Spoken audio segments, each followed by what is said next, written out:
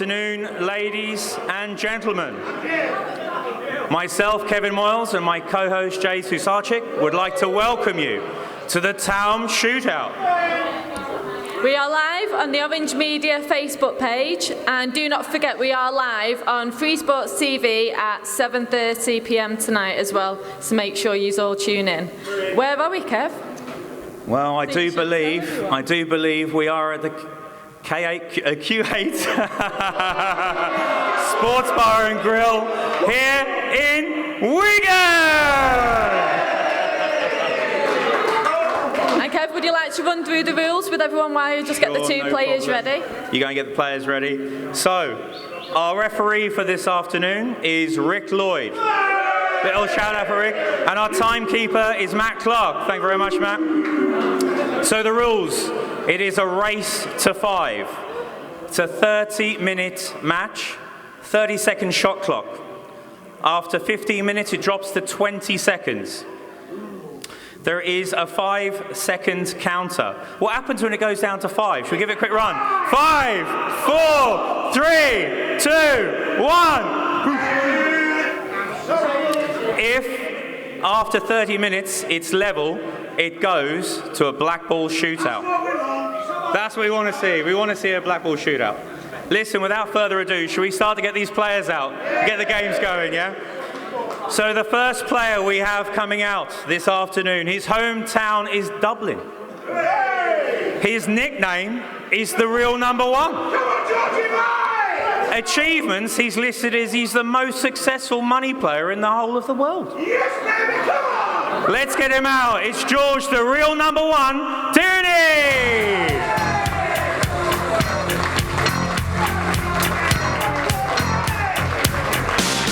You're simply the best. Better than all the rest. Better than anyone. He's definitely the crowd's favourite this afternoon. The next one out, he comes from Bolton. I do believe Bolton's nearby. His nickname is the Cannon. 2 times UK Pool Tour semi-finalist, Premier League UK Pool Tour player, EPA County National Merit winner. He is the Cannon. Let's introduce him. Let's give him a round of applause for Chris Hampson.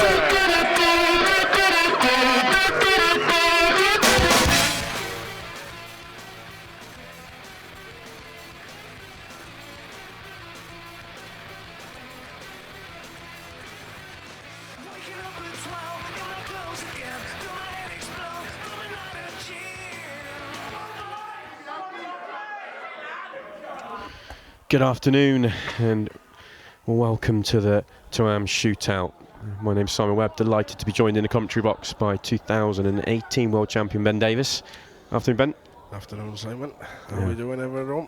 Yeah, really looking forward to this event. It really is something a little bit different, and that is our lineup for this afternoon's Facebook matches before we go live on Free Sports tonight at 7:30.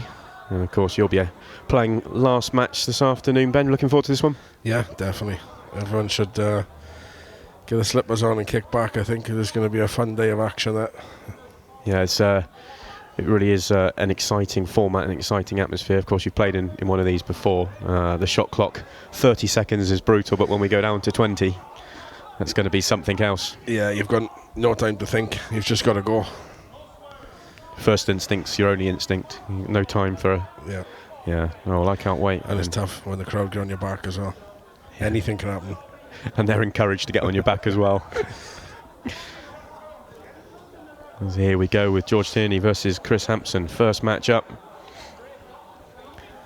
Perhaps a little bit of added spice and pressure with this afternoon's matches in terms of the winner gets to go on and play in the quarterfinals, but to play live on TV. Yeah, possibly. Yeah. Especially for, some of the field here will probably haven't experienced that TV matches before, so there's probably something on that. Yeah, definitely, yeah.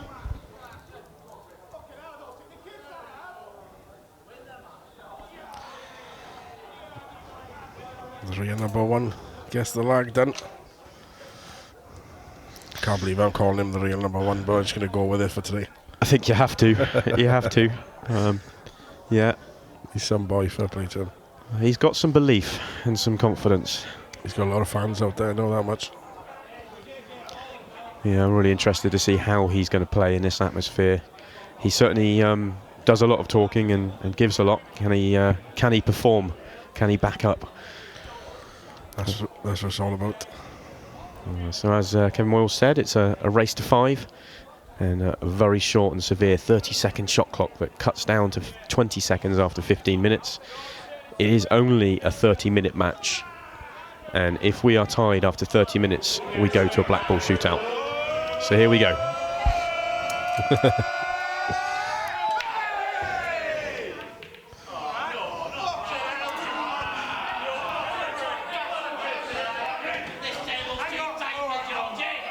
Well, in all pool matches we talk about the break an awful lot, and I think in such a short race it's going to be talked about a lot tonight. Who can give themselves the opportunities, not only give themselves the opportunities, but who can give themselves the better tables to go at. Yeah. You know, the less with no time to think, the uncomplicated finishes.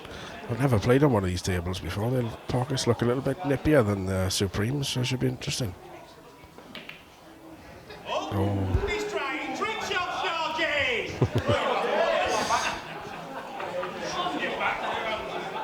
A tough shot, that one, not guaranteed to make it. Hasn't left too bad a table though. Yeah, good pot. He's going to need another one here though. Yeah, if he can find that next ball though. I think he's on the one through the gap.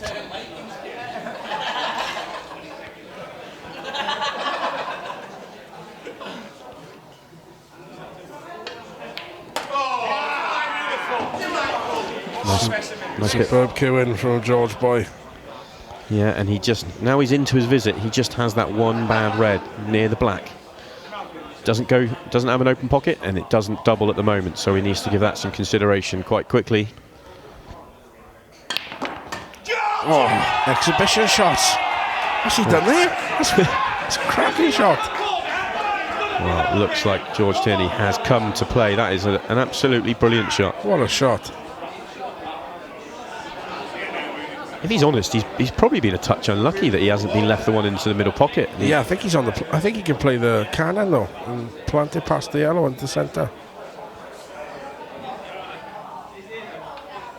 Oh, he's gone the wrong way. And I think there's an element of safety with that one time. Yeah, knew what he was doing. I think he was still a touch unlucky not to be on a better ball than that, but I think I could have sworn he could have played the plant into the centre. Surprised he didn't take that on. I think you called it with a riskier shot. If he misses that, he probably loses the frame. Maybe didn't fancy it so early on.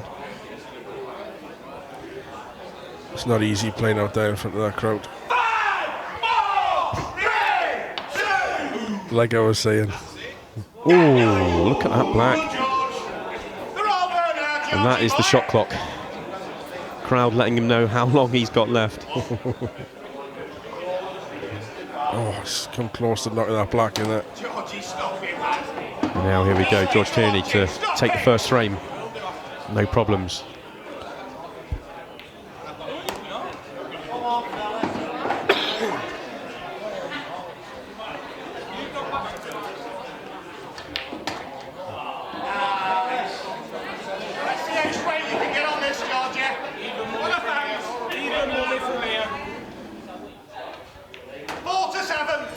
This simple black and the real number one will be up and running.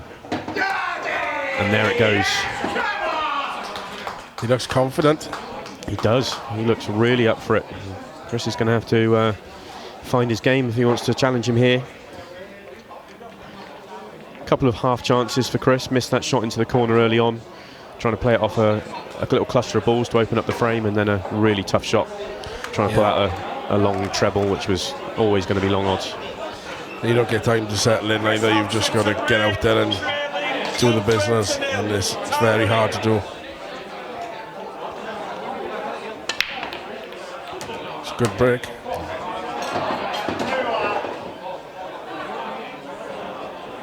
His reds look good. Yeah, he caught that break really nice and flush. Lovely split, and this is what I was talking about in frame one. Who can give themselves these sort of opportunities where not too much to think about? It's pretty wide open. Yeah, he's got a little bit of work to do, but he's got plenty of opportunities to move the balls he needs to move. Just looking at the layout, it may well be that the black is his trickiest ball. Yeah, I think he's tried to move the black there and just missed it.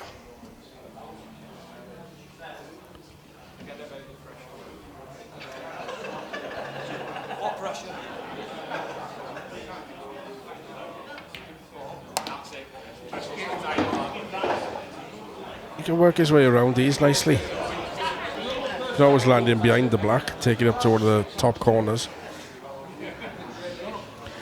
The ball is about the pot though. If it goes into the bottom left corner, you'd like to be leaving that there to drop onto the black. He's trying to play off the yellow. Similar to the ball he missed in frame one, tried to take it off the yellow to open up the pocket for the black. Yeah, I think the yellow's a little bit too close to the cush. Come on, Georgie, milk the clock. I think this could be 2-0 here to George. Only real question mark is the yellow in the top half of the table. When does he travel up? He could just leave the one on the left centre to drift up to it. I thought you would have taken the one to the bottom right first then, and then played the one he's right next to now, and then left the angle to just drift up off the one in the centre, but he's going up now, I think. Doesn't want to land straight. I think the crowd saying not straight, they know what's happening as well. It's not too bad. He can't get right behind his next shot, but it's close enough to the corner not to cause him any He just issues. needs to drop onto the side rail. Just like that, yeah.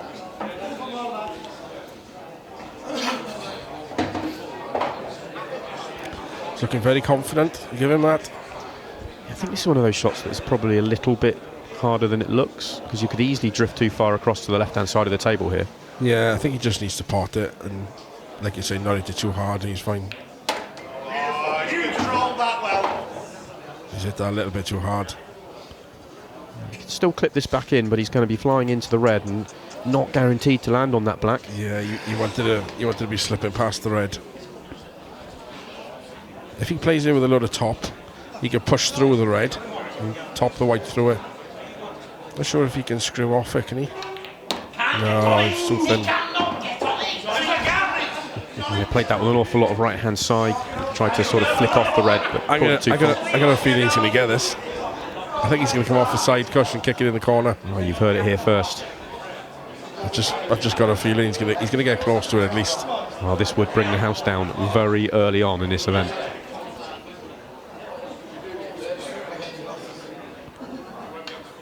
He's got it. Oh! What a shot! What a shot!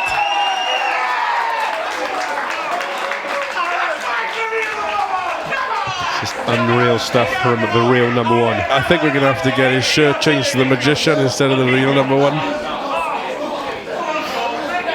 Super shot. Beat into the lion. You can hear the crowd there, straight on his back. Yeah, they enjoyed that one. George said it's a break. It's one of those that as a pool player you always kind of fancy, don't you? Because you know you're going to get solid contact on it. You know it's going to go close, but controlled it really well. Yeah, he's always going to get close to it. Be nice. It's not a bad break. Oh, he's going to be very happy with this split. His reds look good.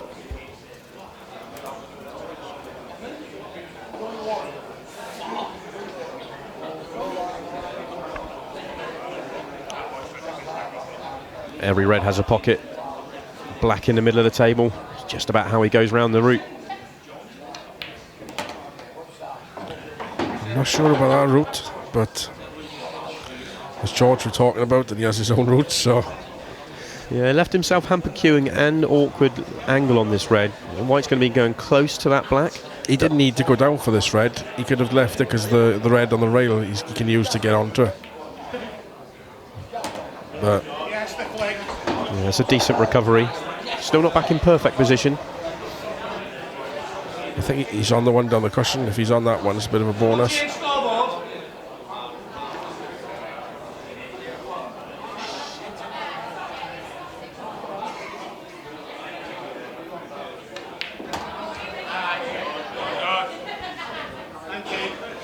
This white ball's doing some mileage.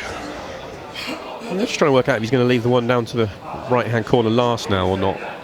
If he does, he may not get good on it. It looks like he's going to leave it last. Just needs to make sure he's got the right angle on the one in the centre. That's not too bad. Just needs to drift past the black, coming back across.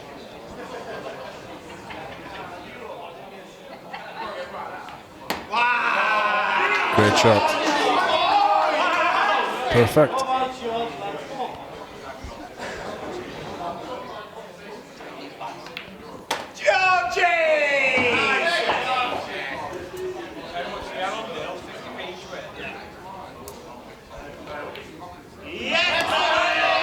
George Tierney backs up that brilliant black in the previous frame by making our first break and dish of this Taom Shootout. And he is flying along, 3-0 ahead. It is only a race to 5, so Chris Hampson needs to really get going now.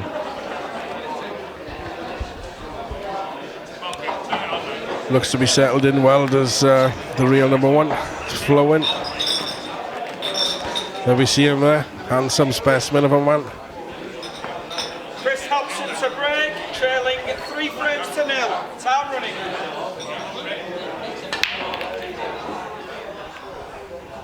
Oh, he's been a bit unlucky. He's dry again. A little bit surprised he's changed his break because he hit the first break so well and gave himself a great chance. Moved across the table, hits it solid again, but nothing drops, and the mood George is in, he'll be fancying 4-0 very quickly. Yeah.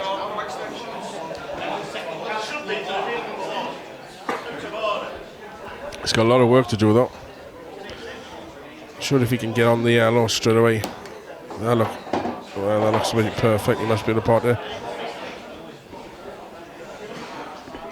This would make life a lot easier for him if he can get this out the way early. Yeah, that's a good shot. Yeah, now every yellow does have a pocket. Every yellow's in the open. It's just about how you work your way around them. Yeah, I think the only tricky one at the minute is the one that we can see directly to the left of the white, because that red's causing a little bit of a blocker. But he's landed perfect there to just go into the red. So that will open the frame right up.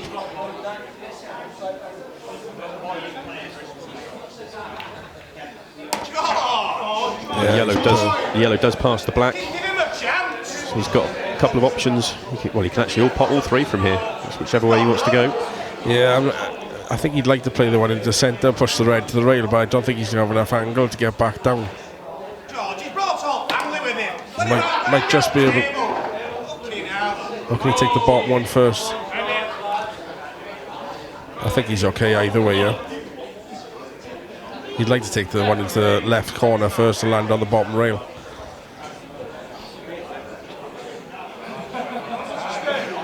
I think the one in the cush is a lot thinner than what it looks. I was surprised they didn't load that up with a load of right down side to come down to the bottom cush.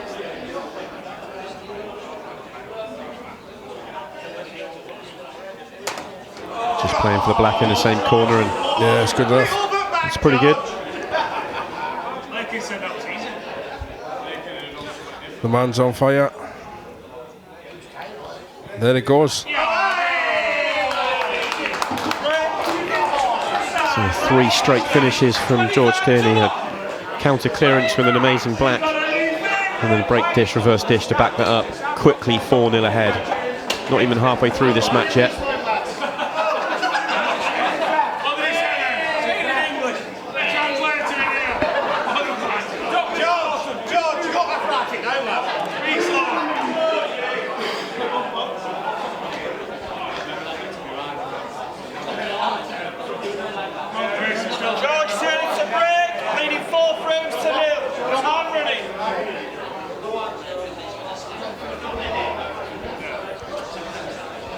So here we go. George breaking off for a whitewash in the first game. He's got a ball. He has hit that break like a dream. He's ping open. Caught it so solid.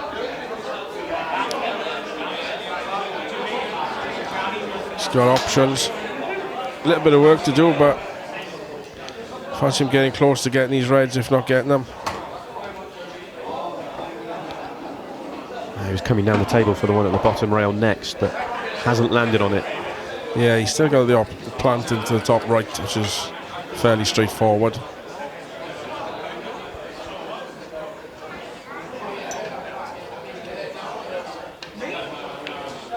Oh, he could get past. I'd prefer to play the plant though, because the red you were hitting then was on the pocket, so you could use that to stun down for this red on the bottom. Yeah, this frame still hangs in the balance, and that is the balance is, can he get good on that red at the bottom end of the table? Not sure if he's got an angle here to go down. Possibly. That's a great shot. He's absolutely fizzing, is the man from Ireland. Big Georgie Teeny is on fire.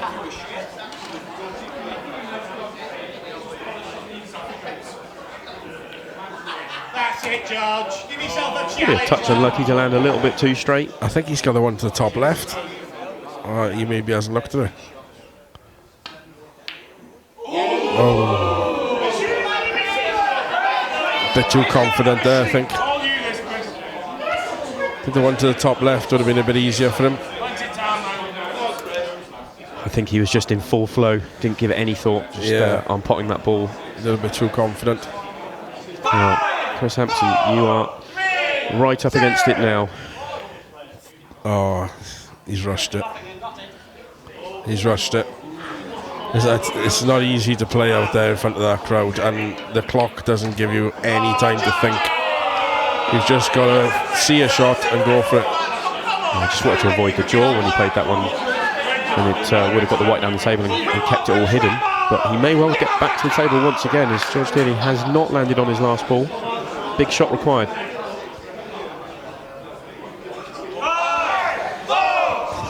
And the crowd on his back. It's not going to be easy. Oh. Crowd fancied the treble.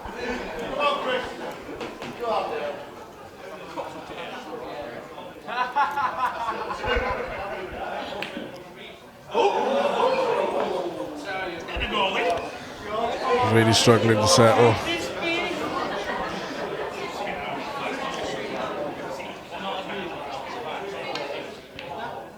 Oh. Just keeping Chris in the match here, giving him some hope. Drama.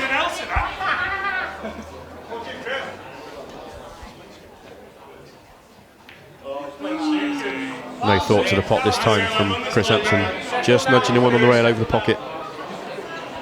Got the total snooker. Good job here.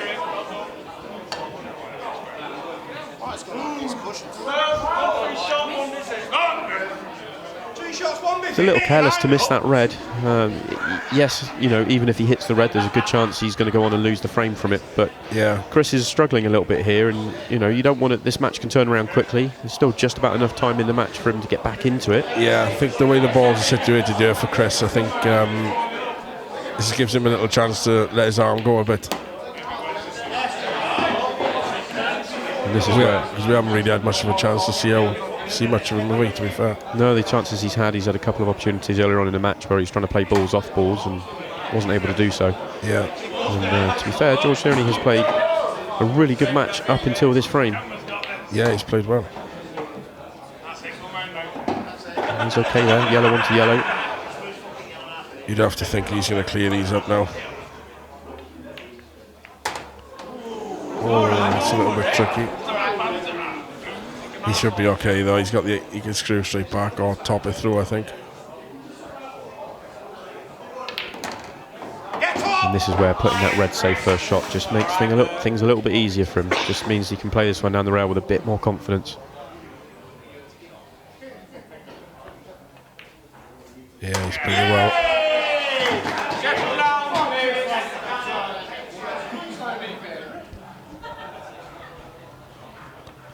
Oh, there we go. Chris Hampson gets his first frame on the board. He still trails 4-1, but he's hanging on in this match. Just over 10 minutes left in the match, so you really need to get a motor on if he's to get back to 4-4 or even get back to win it. But all you can do is keep trying, keep plugging away. Yeah, he's got an uphill task, to say the least. I'm sure George won't be in much of a rush. Yeah, it looked like George played that frame like he's enjoying it out there so much. He didn't want to match the finish and and come in. He wanted to stay out there for a bit more. Yeah, I think he got a bit too confident at one point. Oh, he's lost the white. That was probably one of his biggest breaks. No free shots, 1 visit. You can see how much the clock plays on your mind, because he hit that break the minute the triangle had been removed by the referee. Trying to use every second of that match clock. And that's definitely something we're going to see throughout the day as the day progresses. You know, players, you know, if they go 2-3 frames behind, they're going to have to be very conscious of that shot clock. Yeah. Have I got enough time to get back in the match? Do I need to push the boat out? Yeah, definitely.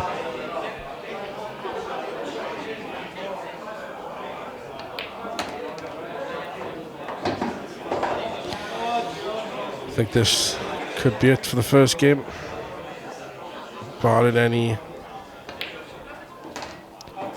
real shocks.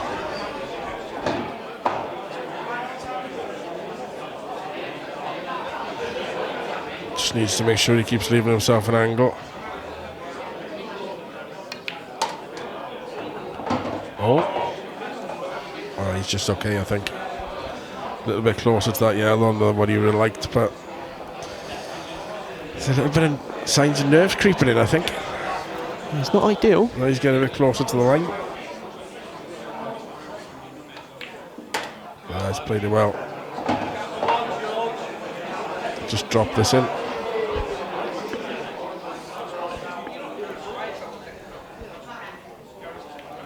Yeah, it's perfect. And that's it. 8-ball for the match. And there it goes. George Tierney, to be fair, he played a very good match.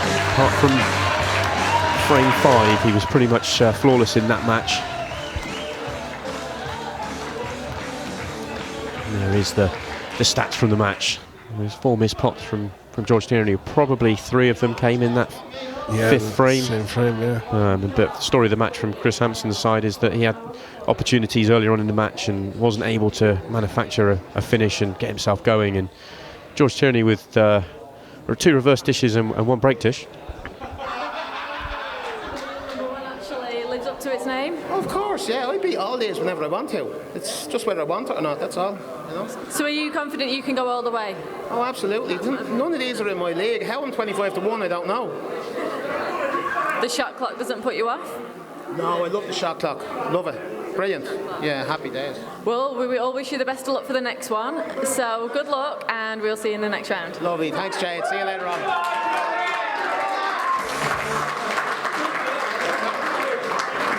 Thank you very much, Jade. Who enjoyed that game? Was it a good one? The real number 1, he's not missing much today, is he? Unlucky to Chris. So, we're going to get straight into the second game. His hometown is Barnsley. Achievements, it's only got down here Barnsley single champion. I think the lad's won a fair few quid in money matches. He is he is the most electrifying man in all 8-ball pool. His name is Seb Ware. There she was, just walking down the street singing. Come on, one more time. There she was, just walking down the street singing.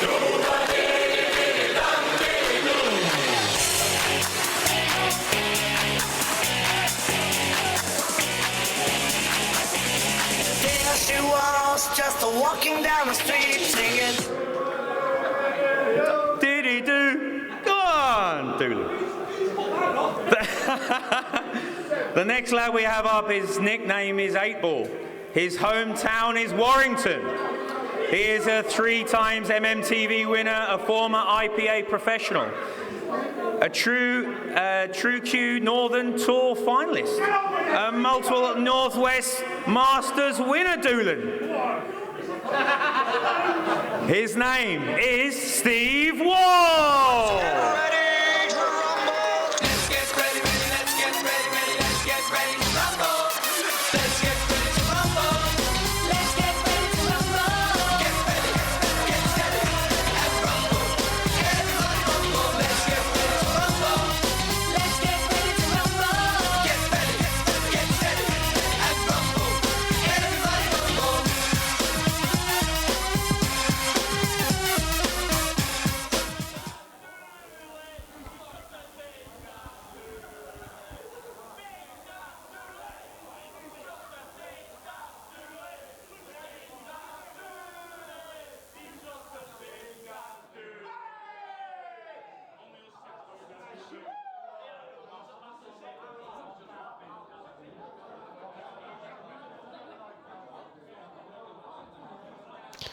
Well, here we go, match 2. Seb Webb versus Steve Wall. The winner to play George Tierney in the quarter-finals.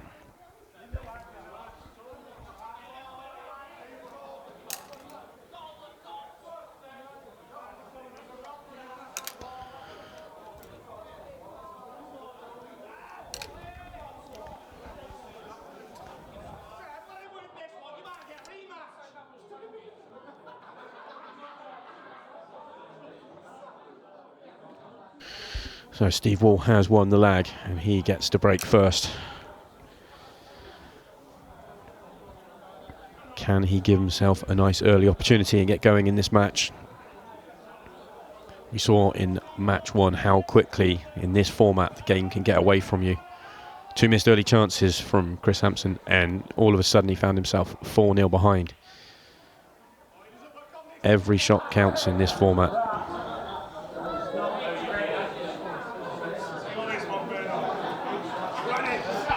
Well, Steve has come up dry, but he's not got a best of splits. And we saw in the previous match that every frame was pretty much open. There wasn't much tactical play. And I was going to say this frame may have some tactical play in it, but Seb Webb said none of it. He has gone straight for a finish. All out attack.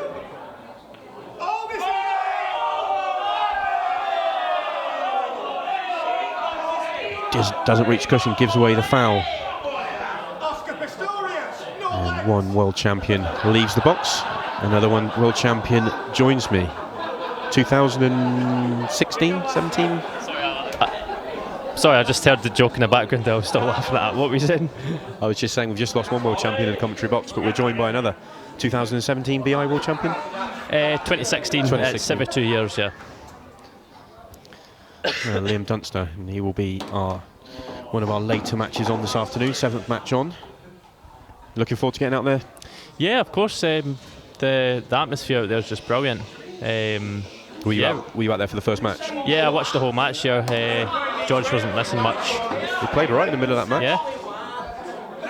Didn't really get to see much of Chris, to be honest. Yeah, a couple of missed early chances, tricky ones, and other than that, he was done really. I think it was the first or second frame he's missed a ball. I think he was trying to play it off a ball. He's just hit it quite bad, and then I think his next shot he was 4-0 down. So thanks to that foul from Sam Webb, it is Steve Wall that gets the first good opportunity in this frame.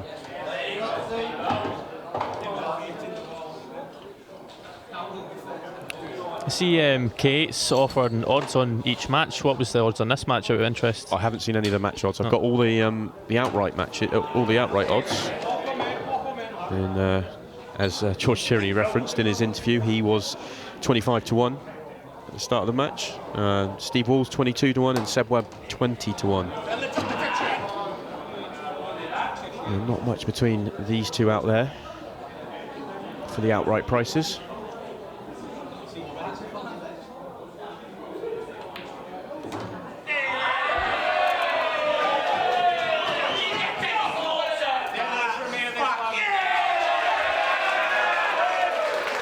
And Steve Wall does get that first frame on the board. Broke dry, Seb Webb attacked, and then fouled. Didn't reach the cushion and left it open for Steve Wall to complete the finish. Was he trying to play a safety shot and he didn't reach cushion, or was it? No, he was trying to drop that ball in dead weight. He was just trying to drop one in dead weight, and to be fair, he didn't get that close to reaching the pocket or the cushion.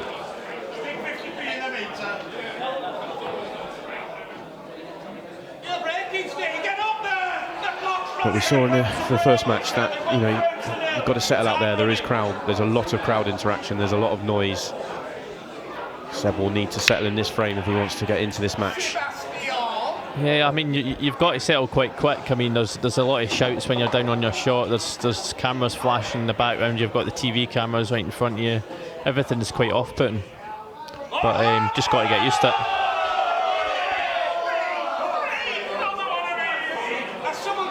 How do you view an event like this? There's a lot of players in the pool world that would smile and say, Liam Dunster in a 30-second shot clock tournament, no chance. But you've won shot clock tournaments in the past. You just laugh and move on. And yeah, of course. I mean, I won the 45-second shot clock one, then I won the 30-second shot clock one. It's just now, what's this? 20 seconds. It goes down to, 20 at the end. Just got to win this now.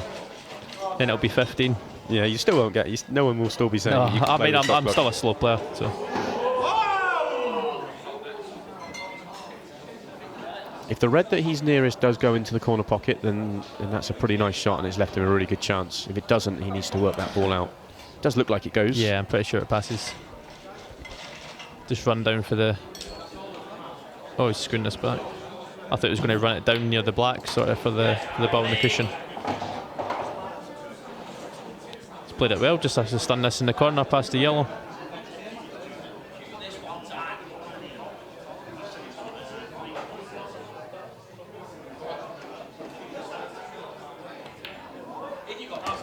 Keep that one nicely. Once that goes in, as you say, it's all there.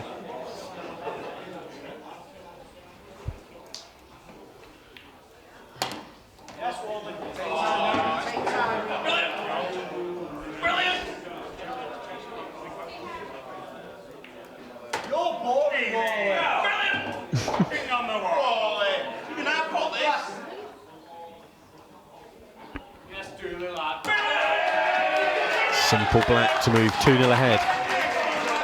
A very poor missed pot by Seb Webb. Probably focusing on the white a little bit too much, and gifts the opportunity to Steve, and he says thanks very much. Seb yet to settle in this match.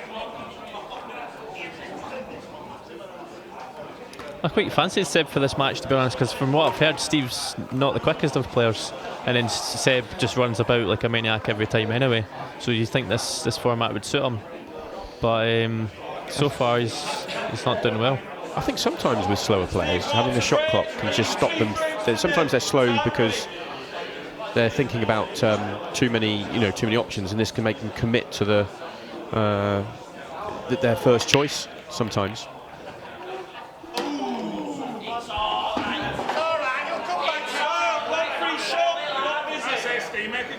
Well, just when he's gone 2-0 in front, he wanted one more good opportunity and would have really started to see the finish line in this match. But fouling, he was unlucky there. He hit the break quite well. He's got kicked off about 3 balls there to go in the middle bag. Yeah, so Seb Webb's first really good opportunity in this match.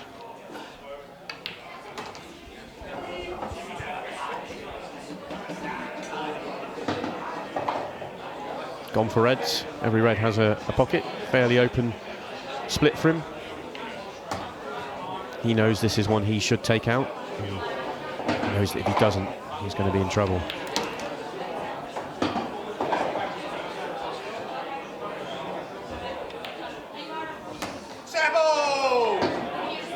I don't think you'll hear much 5-second shouts from the crowd when Seb's playing.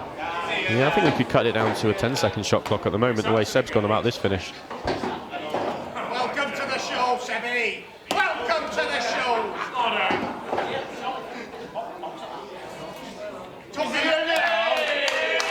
So a very quick fire reverse dish from Seb Webb, and he is on the board. Cuts his deficit to 2-1.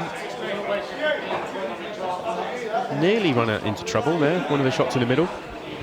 Nearly went in off. Flicked the ball he didn't want to. But run around the table and, well, it was as quick fire as it gets.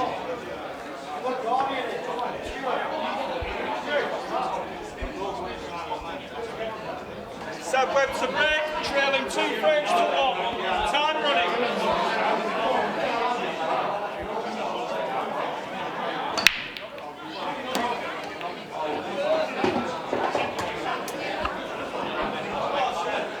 Nice big break from Seb Webb. Next a couple of balls. Decent split. Yeah, I think the only problem for both of the balls, both set of balls here, is the yellow and red that's tied up at the far left as we look. Well, he tapped it straight away, but didn't get the required spin and angle he wanted to get into the problem.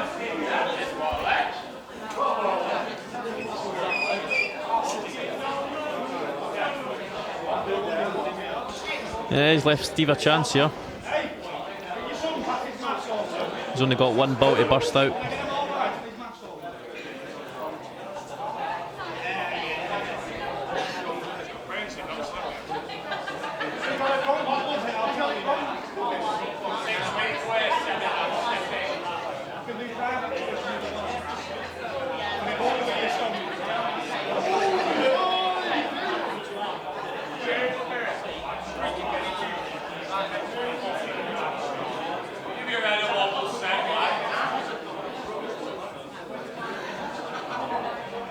Steve just turned that into a tactical frame, wasting a bit of time.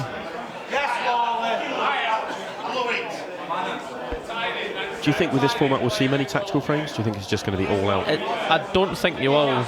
You'll see a lot of attacking frames, but I think you might see people slowing it down towards the end. Like if they're winning by 2 frames, they may just waste a bit of time. A bit like football when you run it to the corner in injury time, stuff like that. Yeah, no need to take a finish on if you've got yourself a lead and there's only a few minutes left.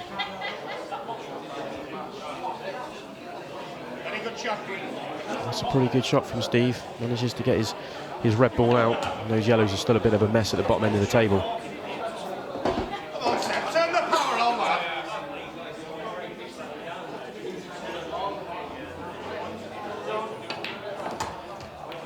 Repeat chance. I would have gone for the skill shot.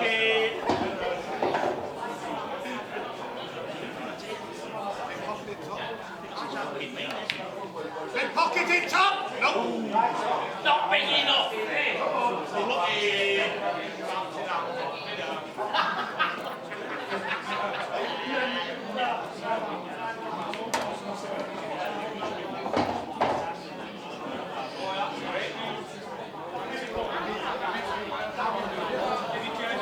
Steve Wall looking to get himself to 3 frames and get that 2-frame lead back. You can actually see from this camera view that people are taking pictures and it's flashing around on the line of their shots, so it's going to be a bit off-putting to start with. But seems like Steve's coped with it pretty well. Yeah. I guess that's one of the things we'll have to learn to deal with as the sport grows and the audiences grow. May not always be cameras, but it doesn't want that to draw. Oh, he's okay. I thought he'd run the white too far, but the skill shot helps him.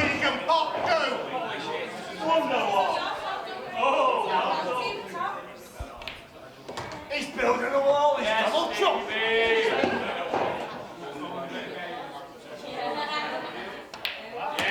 And Steve Wall knocks in the black. He says to Seb Webb, I can make quick fire finishes too. He runs around the table and clears up to move himself. 3-1 ahead.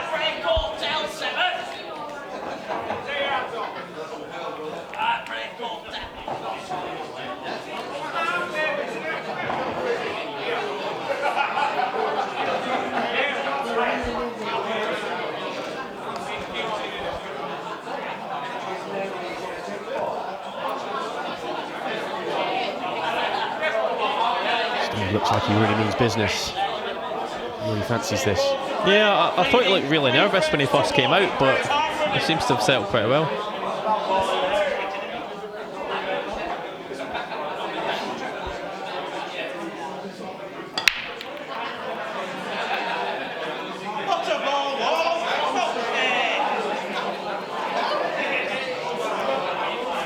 He's going to have to find his break if he wants to go on and win this tournament. As yet, it has not been his friend. But he still had enough opportunities to get himself 3-1 ahead. But out of his 3 breaks, he has not played the next shot.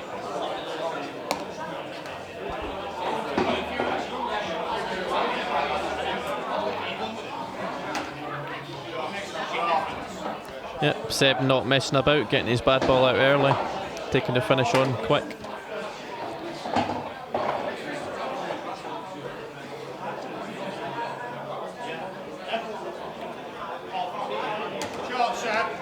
Just needs to avoid that line of reds. Pick a gap. Oh, he's run that a bit far there. I think he'll have to pick a gap again. Slightly harder gap to pick this time. Give us a Seb special. Whip it round the table. You should probably just aim for those 2 reds on the left-hand side and accept a longer black. Something like that.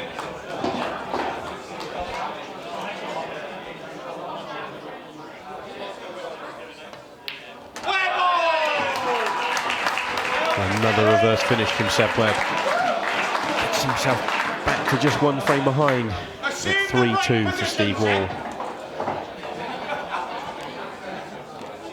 Bit disappointed he potted his last ball with a bit of just plain ball, centre ball. I thought it was meant to be electrifying. Yeah, you want him to electrify you, don't you? You're expecting, that was almost a bit too routine. Yeah.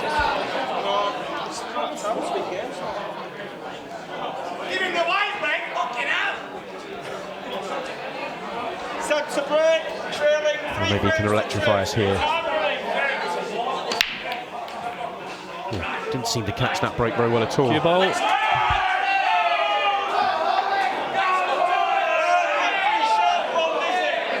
just see that white spinning. The minute he hit the pack, he just had it almost like he hit it with an awful lot of left-hand side, and then flew into the corner pocket.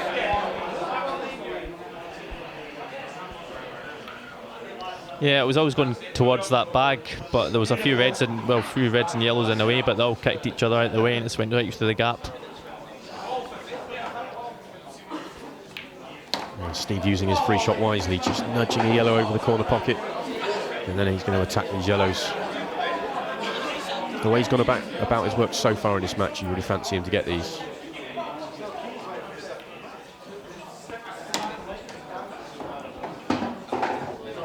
Is that yellow pass, or is he playing for the plant here? Looks tight, he's had another good look.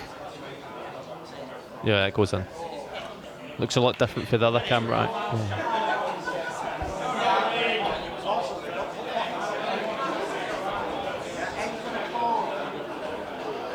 I think it did go. If you're right behind it, then you feel a bit more comfortable on it, but the fact that he had so much angle. From that camera angle, it didn't look like it went.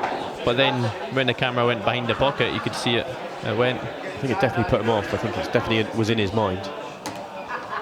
Either way, it's well, Seb's now having a good look. He's played on this red, so it better go.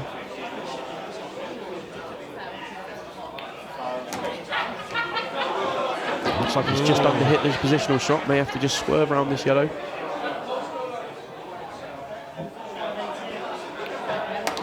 He was okay. I thought he'd have played that a bit softer and played for the loose red and came back for the two down here. Well, I think he wants to electrify you. I think that's what's going on. Is that what's going on? I think so. I think. Oh yeah, here we go. Yeah, there we go. I think the message got down to him that, you know, you weren't impressed with that previous finish. It was too routine. I was a bit bored with it. Yeah. I like to see flash finishes. It's what you're known for. Yeah. Fairly. I was going to make that my nickname, but I thought, no, better not.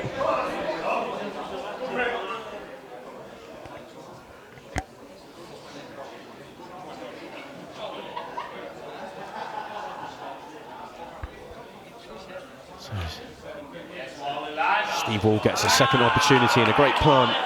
Gives him a great chance to go 4-2 in front.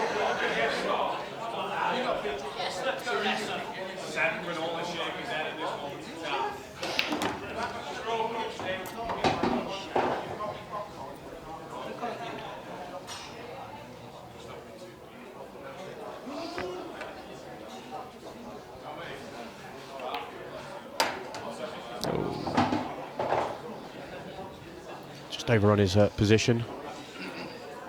Probably wanted to be on the one into the centre next, but have to go to the corner. Can recover.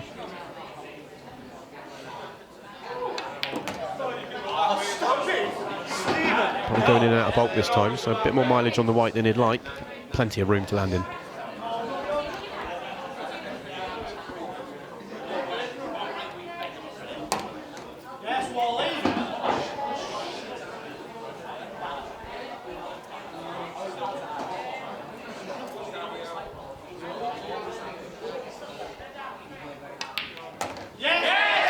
Mistakes, in flies the black. Steve Wall takes a 4-2 lead in this match, 1 frame away from victory. Seb Webb has about 10 minutes left if he wants to get himself back into this match. He needs to win a minimum of 2 frames in those 10 minutes. I think the whole crowd want to see a shootout, so I want to see a shootout at some point. We've not had a shootout yet in the series.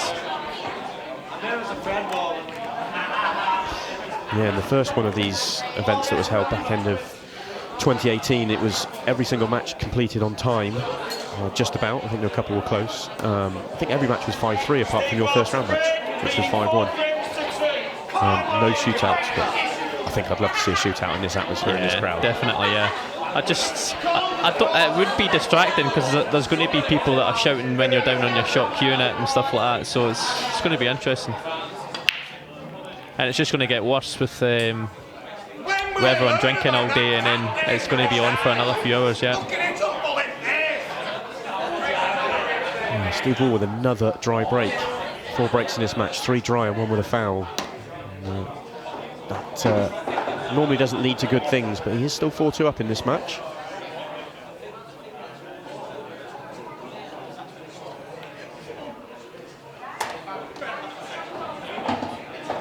Seb Webb looking to electrify you again.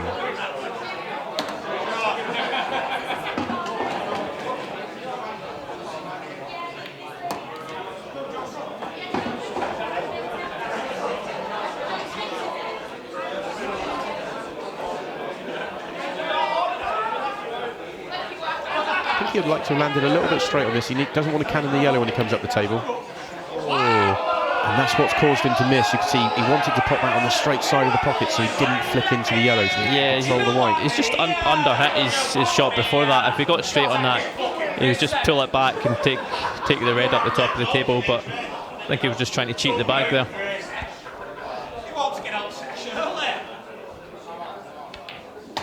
Well, goes without saying that the worst ball on the table is this yellow that he's paying attention to now. If this goes in, it looks like he's playing off the red. And they are all there for Steve Wall. Yeah, he can pot this and kick the yellow away from the cushion if he wanted to. Not just rolling it in.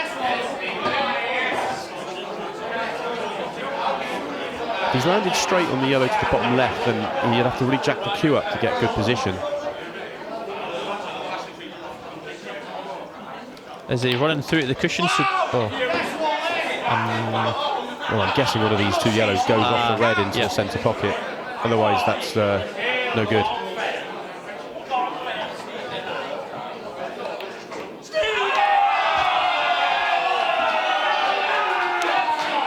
Does that yellow now go in past the black into the centre? I think it probably does. He's had a good look at it. And if it does, then it is all there for him.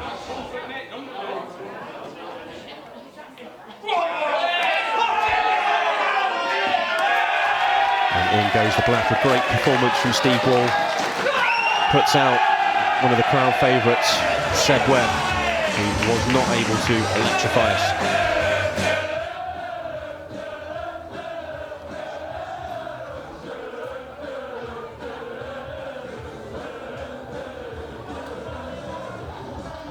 And then we have a look at the stats of the match, and Steve played really well, apart from his break, which didn't really get going at all. But when you look at Seb Webb's side of the table, 7 missed pots in 7 frames is an awful lot. Yeah, definitely. Yeah, Steve's played really well there. He's quite impressed me, to be honest. Like I said a few times, I didn't think he'd adapt to the shot clock and things, but he's done really well there. Well, let's go and get a few words with him. And he is down in the arena with Jade now. You 2 played. Oh, he mullered me last time we played, so I owed him one, but it's still not the same as he beat me for a lot of money last time. Do you feel like you've got your revenge back? No, it's just a bit of fun in it. Me and Seb get on, we're good mates, so. The question is though, which one would you have rather won, the money match or this one? Yeah, definitely the £20,000 money match. But you never know, you might go all the way on this one. You never know, yeah, let's hope so. It's good. So when it was quite close and you were sort of like going head and head, did you still feel in control of the match? Yeah, it felt really good. Yeah, table's playing lovely, so you're just stroking them in. It's just lovely table to play on. Yeah, it's brilliant. Yeah. Well, good luck for the next round, and we'll look forward to seeing you. Cheers. Thanks a lot. Thank you.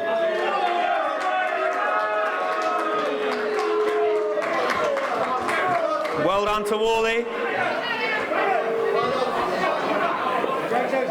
The next game that's out. This in itself should be a final. When we drew this out, I was like, what? This is a final. We have coming out first from Doncaster, IPA Open winner, Taom Shootout winner. He won this one last time. It is Jordan, the Welsh wizard, Shepherd.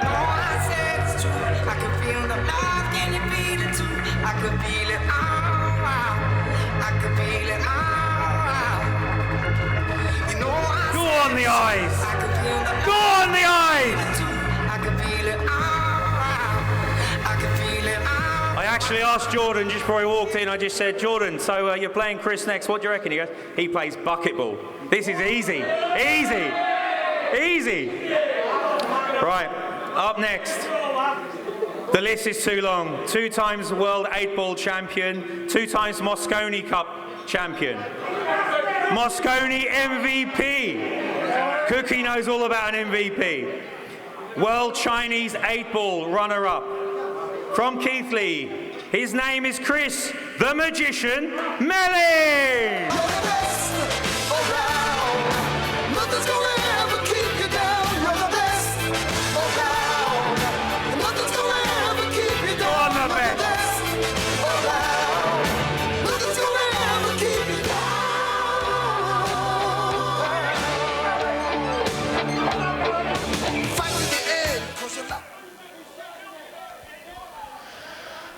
And what a matchup we have now.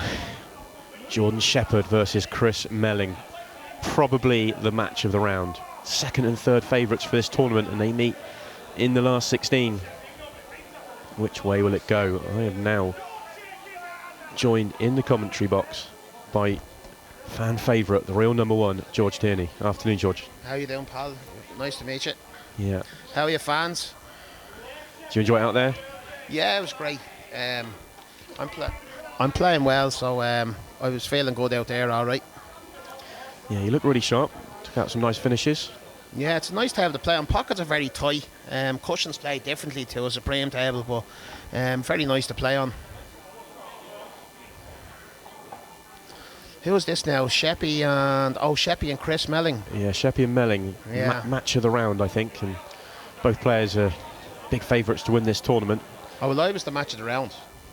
Well, you're always the match of the round, George. Yeah, I'm the match of the round, but yeah, and if I wasn't there, this would be the match of the round, all right, I suppose. So it is Jordan Shepherd that has won the lag. And he gets the break first. The table's not breaking very well, to be honest.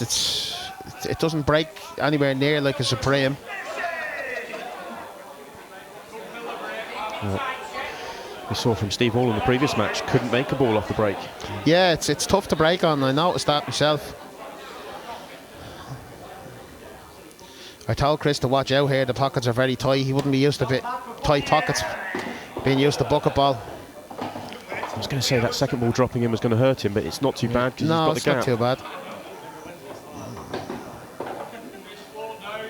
Just the red next to the yellow next to the red in the middle of the table, but it does go to the top right. Goes top right. You can track it now. Handy enough. Bit of reverse slide off the cushion. Yeah.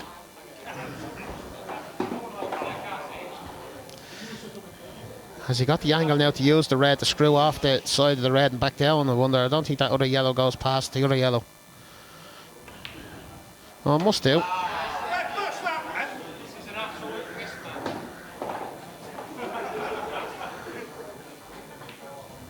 Yeah.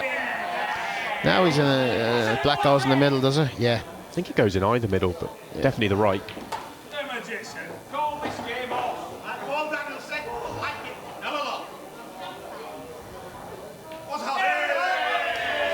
In goes the black, and Chris Melling is up and running with a reverse dish off that Jordan Shepherd dry break. And made very light work of that. Looked a messier table than Chris made it look.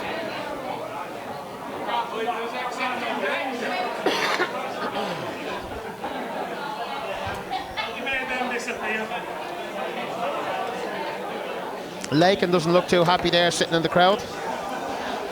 Yeah, he's not been. All the other players have been up in the players' room, and he's kind of just been out there and soaking up the atmosphere so far. Yeah. He looks like he's still on the drink since last night by the head of him. Of course, we'll see Craig Lakin in 3 matches' time up against Martin McIntosh from Scotland.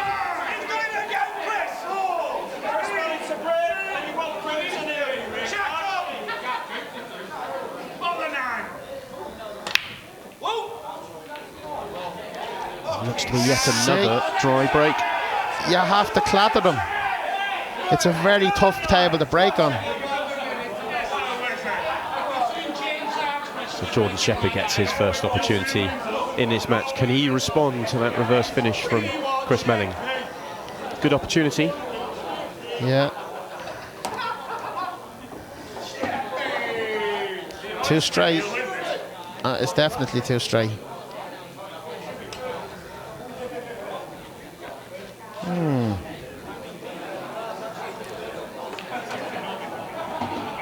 Just enough to screw back past the Reds. Yellow right in the middle of the table is probably his biggest hurdle to get over. Yeah, but he wants to be getting on this one on the side cushion as soon as possible.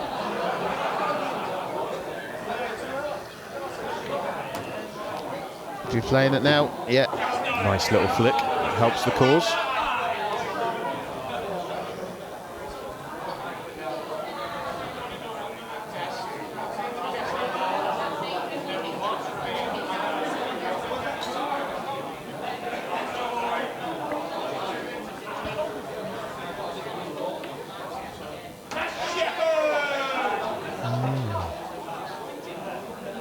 I don't think that yellow in the middle of the table goes anywhere but the right centre. Yeah, he needs to be on this one in the middle at the right angle. Yes, he's looking at it now. But playing this one from the cushion takes away some of the control, so delicate shot required. It's too hard. He's overhit it. Yeah. Now he's in a bit of trouble.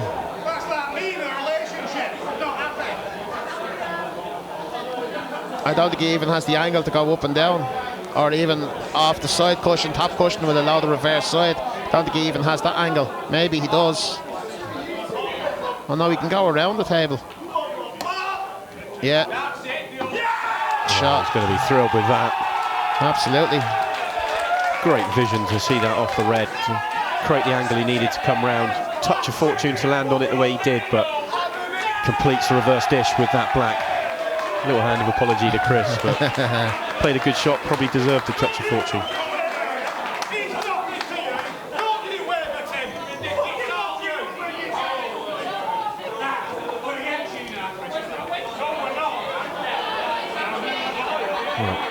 What a start to this match. Both players pulling out finishes from the break. Can either player solve the problem of the break? Can either player get a ball on their side?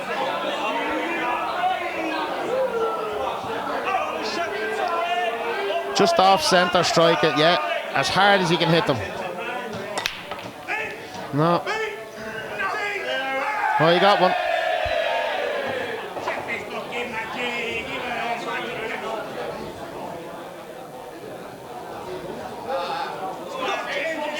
Really went back and tried to crunch them. That was as powerful a break as you can see Jordan Shepherd go for.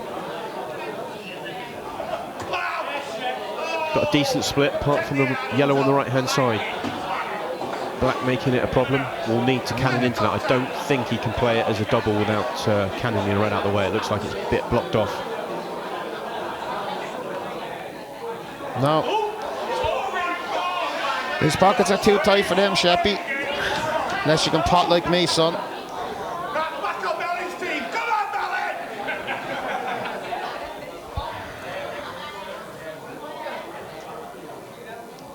Not the end of the world missing that though. Takes the pocket, no, bit of control in the frame. See how... No, he caught the yellow first.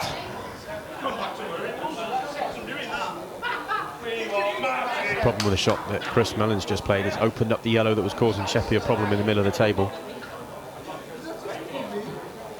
Sheppy eyeing up a three-ball plan? Yeah. Just to hit it hard enough to make sure he gets his other yellow out there. Yeah, perfect.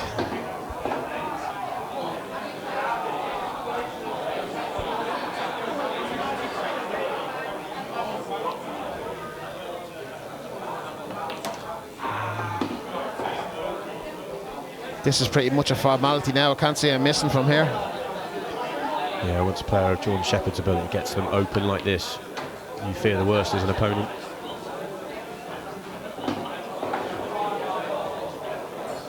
Probably just needs to be slightly careful what angle he leaves on the yellow at the bottom end of the table, but to be honest, that's only if the black doesn't go comfortably into the right centre, and I think it probably does.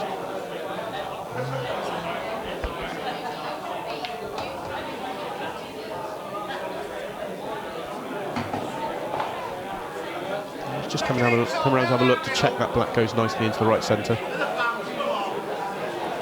can see there clearly. That does, yeah. All but a full pocket.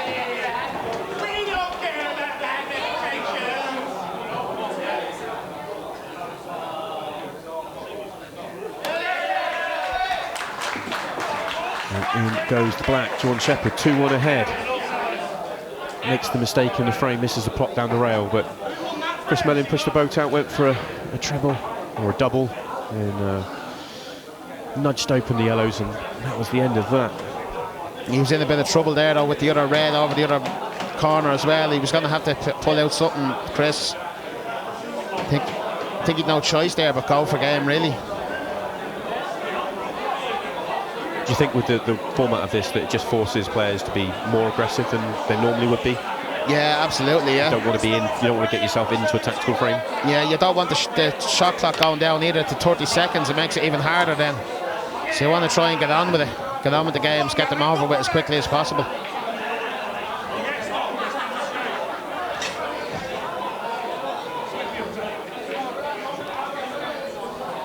Chris manages to get himself a ball off the break, but it's not a split that he wanted. He wanted something a bit more open than this.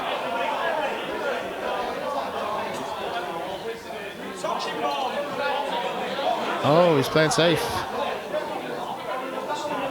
Probably didn't have too many options. No. Finished touching ball, there was no good open ball for him to go for. Leaves Jordan Shepherd the same problem without the touching ball.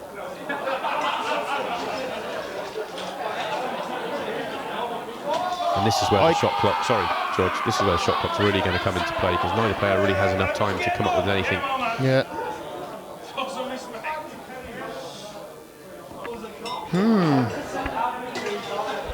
He's inviting Chris to go yellows now.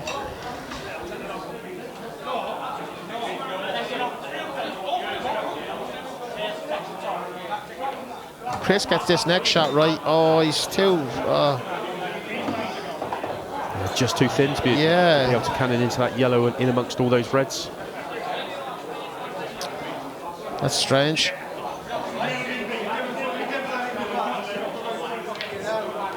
Some shot. Yeah, he is a great double.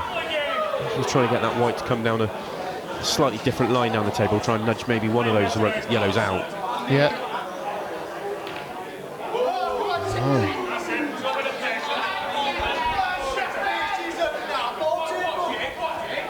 Probably a bit of a blessing for Chris not making that.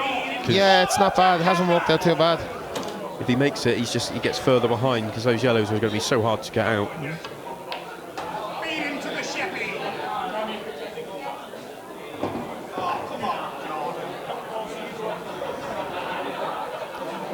Jordan Shepherd going for a safety shot. Played to perfection.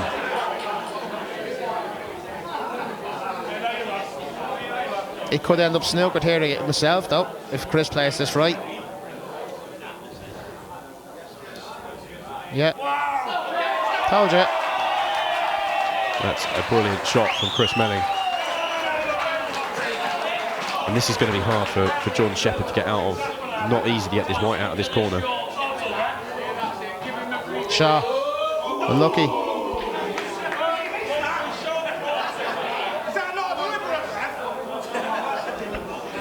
It really was a brilliant shot from Chris Melling to give himself this opportunity. Has a free shot to develop these balls on the left-hand side and should give himself a great opening to tie these scores up. Oh, has he just knocked that black safe? He's knocked the black safe, yeah. Although the yellow beside the black he can use to move it. The one nearest the corner.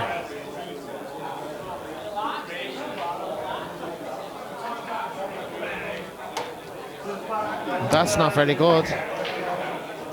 Well, he's got an angle to go into the black now.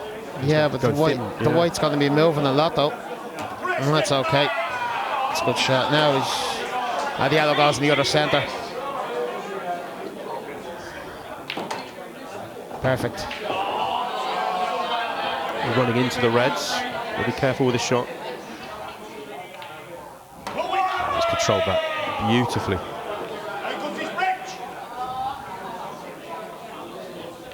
Shot. It's a good finish from Chris Melling. First shot didn't open it up as he wanted to, but he's come up with 2 or 3 really nice shots to make the finish, and has tied the scores up at 2-2.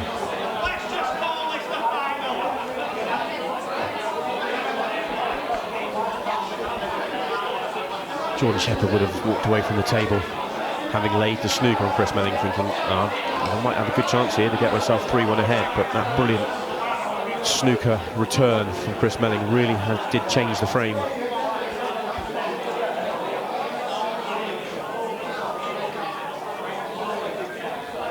Jordan Shepherd's a break, 2 frames on. That's a nice break. It's a very nice break.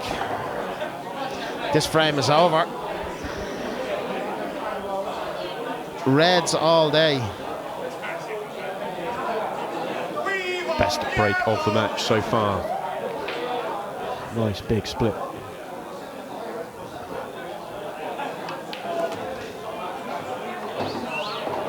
No problem balls, no cannons required, just decent route, worked way around the table.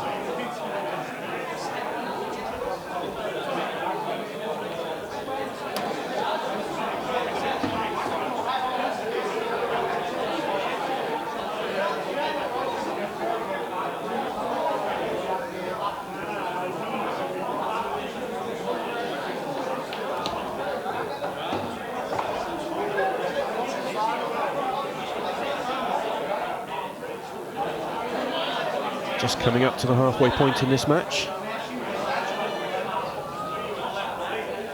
When the shot clock reduces in time. Do you feel that out there as a player? Do you notice the difference? Yeah, absolutely. You're constantly thinking about the shot clock there, Nick. You don't really have time to think. It's very hard. When it goes down to 30 seconds, it's really tough.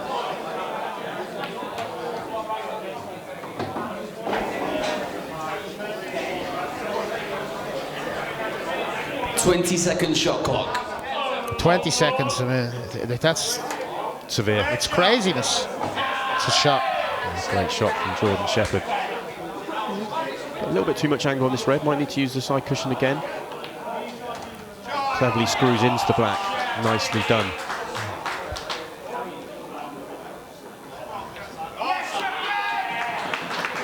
I have a funny feeling this match is going to go to black ball shootout. And we could be here for a long while with these two. If it does. Get to a black ball shootout, you don't expect either of these guys to miss, but there is some atmosphere out there. There is some pressure. Yeah. Of course, goes to a black ball shootout if we finish tied at the end of 30 minutes. If it goes 4-4 and there's still time to play that last frame, we will play it. What are we now? 3-2, Jordan Shepherd, and we're just over halfway through the match, so yeah, we could well be heading towards a shootout. Oh.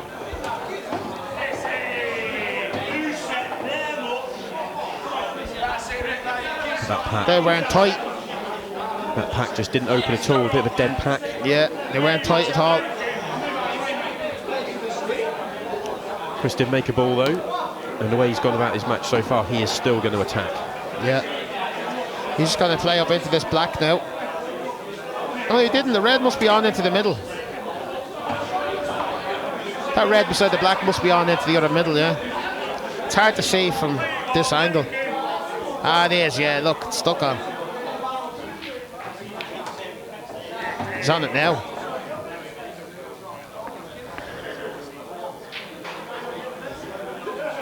This opens that other red into the other middle now if he needs to. Yeah. You can see the one to the nearest the corner. So this is so well worked so far. Yeah.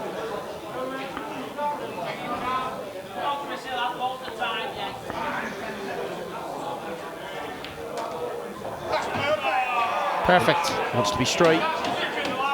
Oh, he is perfect.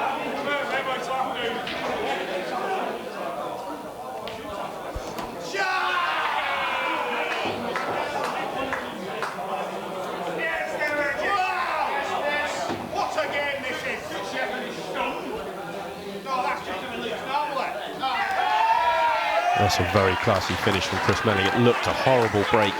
Yeah. Balls didn't open up at all, but he's just pieced it out. Didn't make any cannons, just nudged, just managed to work his way around them, and he responds to Jordan Shepherd's breaking dish with one of his own. And we are back tied at 3-3. 3 frames left, 12 minutes left. All results still possible.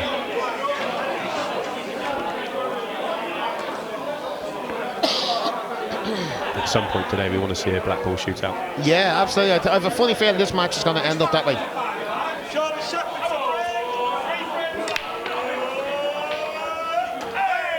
Oh, Jordan Shepherd absolutely crunched that break. That is a phenomenal break.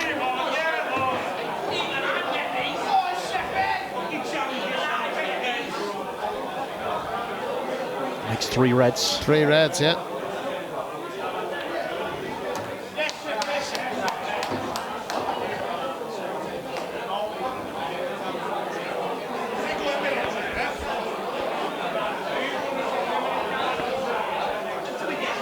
He just has to be careful here. It's getting onto the black off this red. He's to make sure he leaves at the right angle. It's just where the yellow there is in the middle of the table. It's just causing a slight problem. Yeah, slight grimace on his face. Yeah. See, here's his problem. It's getting on that red. He's okay. No, he's not. He's not. I think he'll just be able to bend this round if he can't quite see the potting angle. He has to bend it, yeah.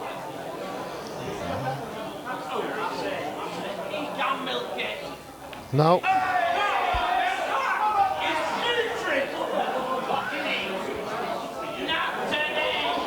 He just finished 2 straight on that red at the top end of the table. Wanted enough angle to be able to come down so that he could avoid the problem yellows. Wasn't able to do so, and that's what caused the problems.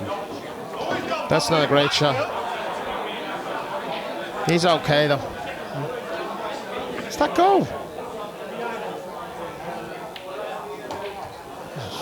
From here, it didn't look like that yellow went at all. Yeah, I don't think he wanted to be that close to it either, but still in complete control. Lovely shot.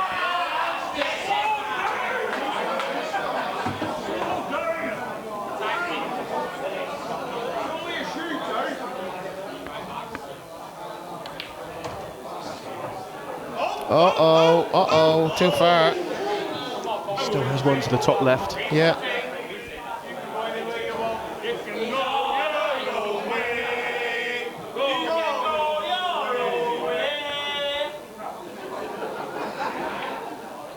Crowd just letting him know that that wasn't the best positional shot. Oh.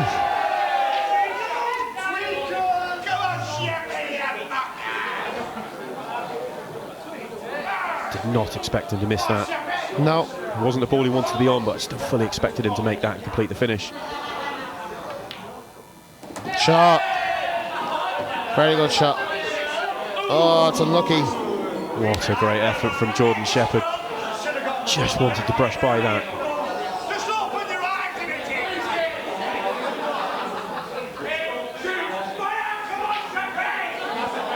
And we've got a few seconds left to come up with something. He's just going to tip off it, I think. No. Oh, he's getting it.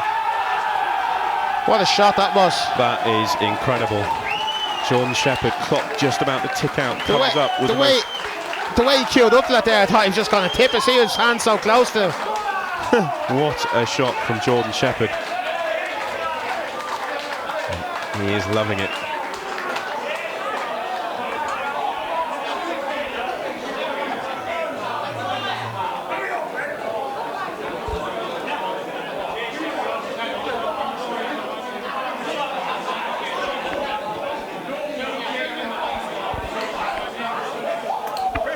Well, Chris Melling will be annoyed with himself because he knows he should be 4-3 up and not 4-3 down. Oh no. I think that's Corton's.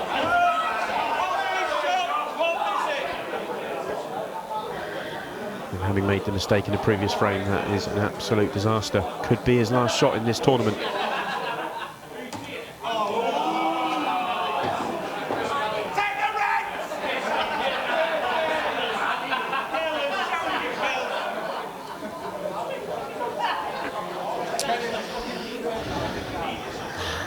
I think this match is all over here now, fans. No problem for these Reds. No. No more cannons required. All the work done with his free shot.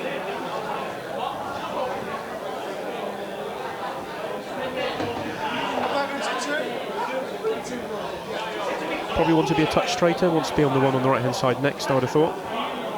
He's probably just about straight enough. Yeah, he is.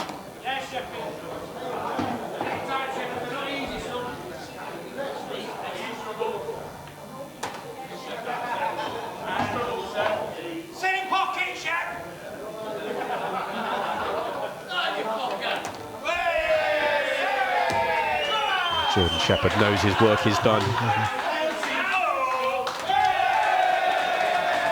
Sure, Chris Manning would have feared the worst when he popped White off that free. That's that, fans. Yeah, Jordan Shepherd made no mistake and takes out the reverse finish to get the win, but that match was probably all down to that incredible double treble finish that Jordan Shepherd made in frame 7. Definitely the key to that match. Right, fans, I'm off. I'll probably go back on later on. All the best to rail number 1.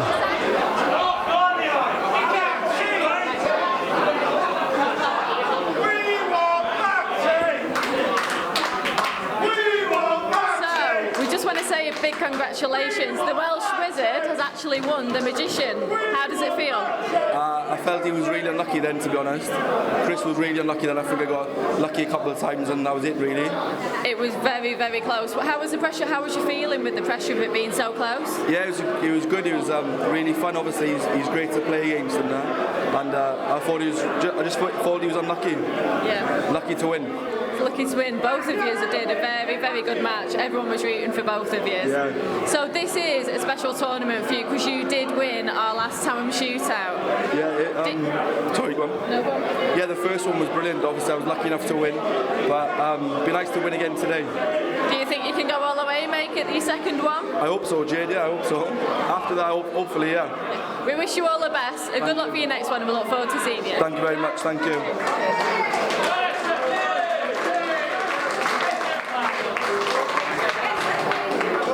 What a game that was. Oh my God. Absolutely unbelievable. That was a final in itself. That was a final in itself. Unlucky to Chris. So, I do believe the local favourite's coming out next.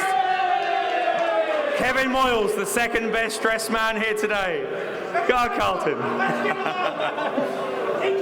His nickname is The Dish, his hometown is Wigan. 9-ball, British junior champion, European straight pool ball champion.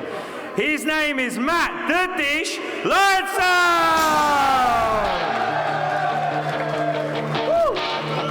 I got my first real 6-string, bought it at the 5 and dime. Played it till my fingers bled. Was the summer of '69. Me and some guys from school had a band and we tried real hard. Jimmy quit, Joey got. Now that is an entrance. Up next, from Swansea, 2017 World Champion, 2010 Masters Champion, Welsh Open winner, 5-time World Series winner in Morocco.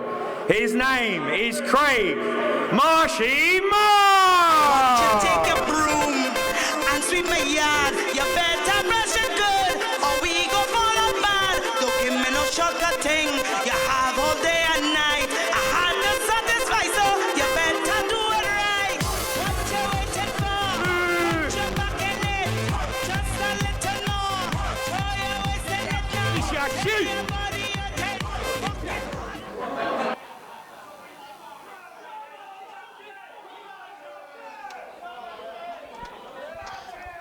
Well, here we go. After that incredible match between Jordan Shepherd and Chris Mellon, we are straight back into the action with Craig Marsh against the home favourite, Matt Lawrenson.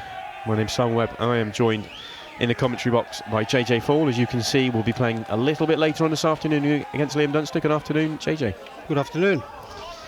You're looking forward to getting out there yourself, seeing how the atmosphere's building? Yeah, I hope the shakes die down a bit. Yeah, it must be nerve-wracking to go out and play in front of this crowd. I think you could see with the intro here that Matt Lawrenson really does have quite a lot of home support. This is his home club. Yeah, they think Matt is probably the supporters' favourite player here today.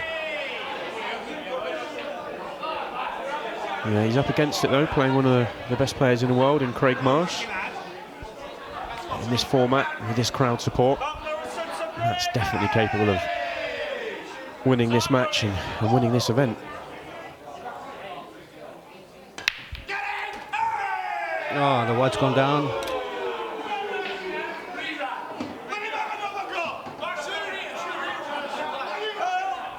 Not the start you want. Gifting Craig Marsh a free shot to open up the table. He should use it wisely, give himself a good opportunity to get himself on the board.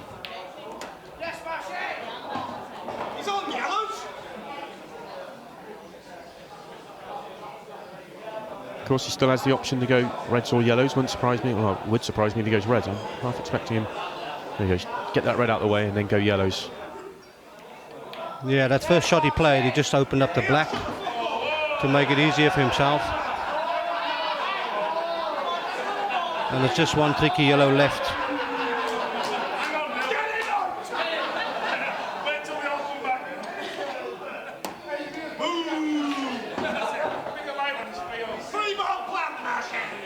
I think he's got an option to take the one he's nearest to, play rail first if he wants to. No, he's just going straight down to the plant nearest the pocket.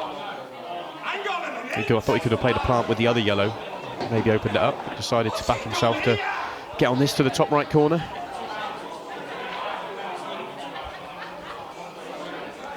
Yeah, as long as the white's not on the cushion, it should be a straightforward shot to the top corner. That looks fine.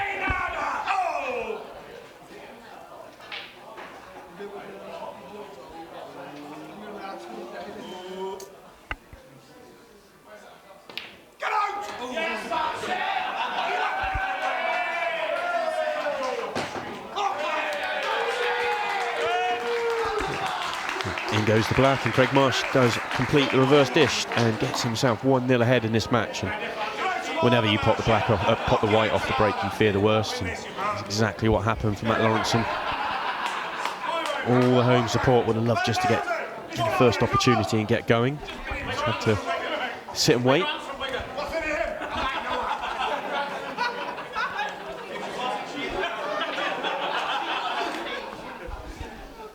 Yeah, Marcy's probably got one of the biggest breaks in the game.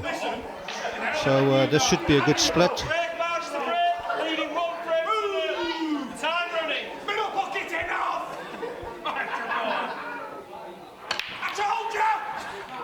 Oh, he really caught them well. Nothing's gone in.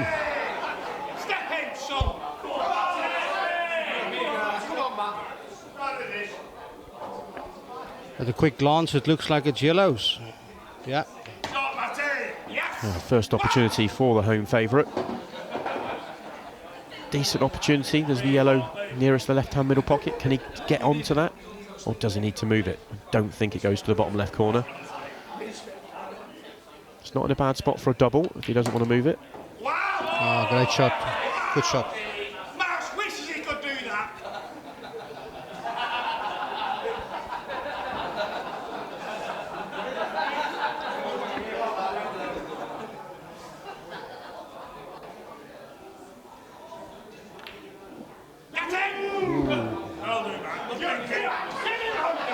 So far, I've seen a few of the players saying they're quite nippy, those shots down the rail. Yeah, this is the new black ball table, so it is a bit tight down the rails. You have to cue them very sweet if you want to pot them down the balls.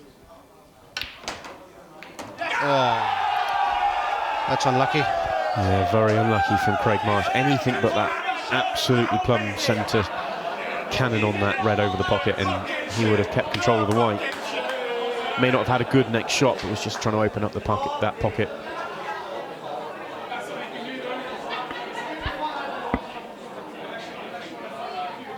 That's it, Matty, help him out.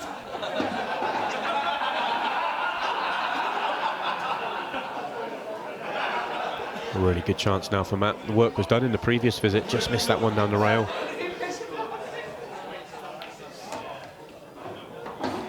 It's just getting onto that yellow that's close to the black now. Looks like he's got a bit of an angle.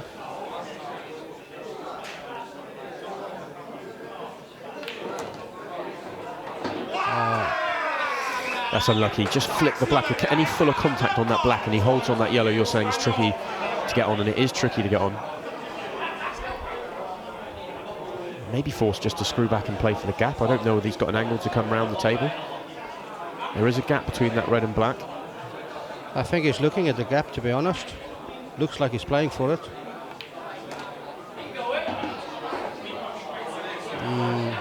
I think that's quite tight. Oh, he's having a good look. He might be able to bend it in. It is too tight. Cannot make this without bending it.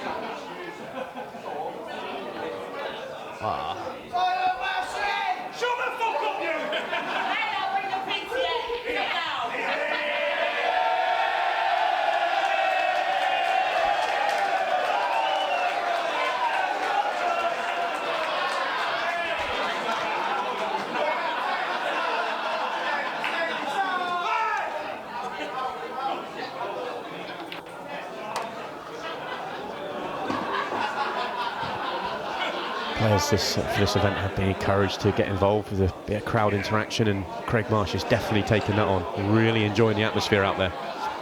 Loving the banter he's been given, and looks like he's been given a little bit back as well.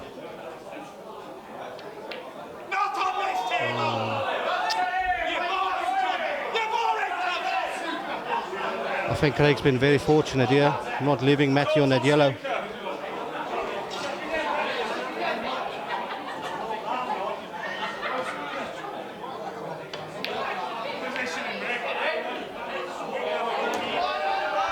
Well, that's incredible. How has that red gone in there? It's not happening for him at the moment. Right.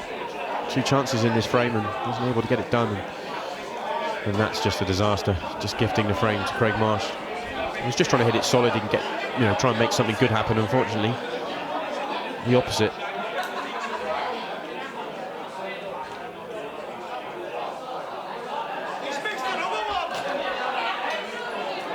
Left himself a nice angle to go back up the table, get the red out the way, and then come on back down. Well, doing it the other way around, but same thing.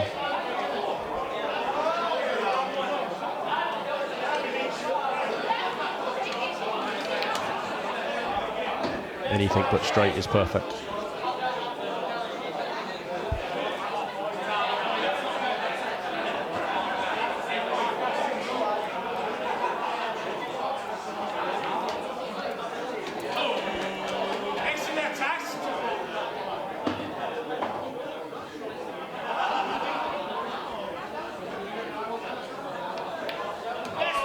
And in goes the black, and as Matt Lawrenson would have expected after that foul, Craig Marsh makes no mistakes and moves 2-0 in front.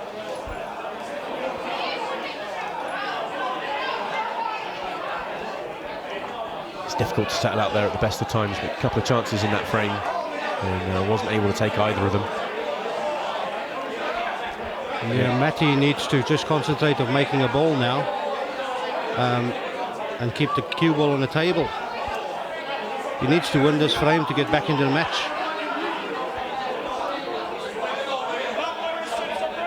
Yeah, hit a really good break first time round, but lost the white.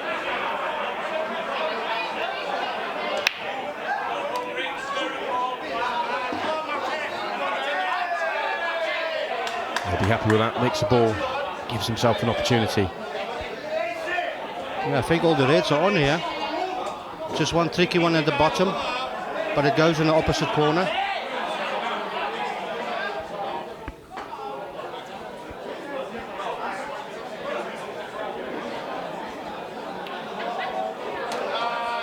He was able to get himself on the yellow, which has its own problems, but he sees yellows. Yellow just below the black. It's a tricky ball. He could take it up into the long pocket. He could move into it, which is what he was trying there. Hasn't landed on it.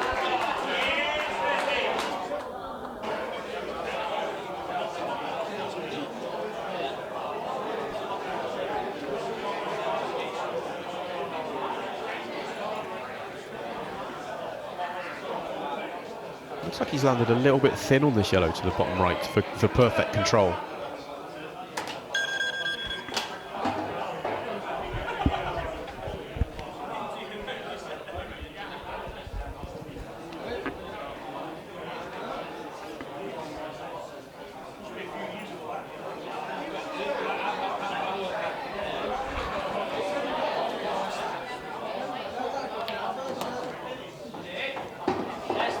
Still trying to move that yellow, and I regret not just playing on it, because he could have got right behind that, and if he gets behind it to the corner, you'd be very surprised for him missing it.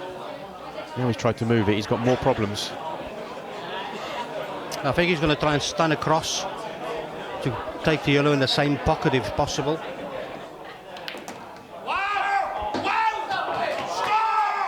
That's a great shot. It's unlucky. He just rolled too far. Oh, that's very unlucky. Similar to the previous frame where he just an underhand position onto his last ball. This time he just overruns it.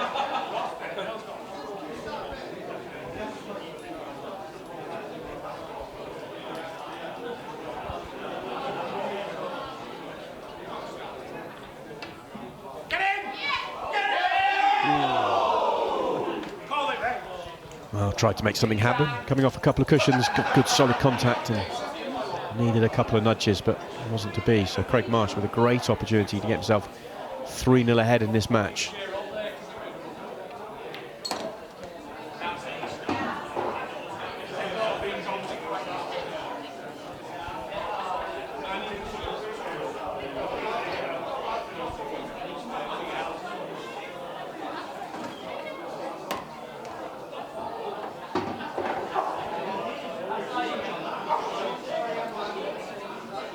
Problems with this finish, no areas of concern, fairly natural route just to take these ones at the top and come on down.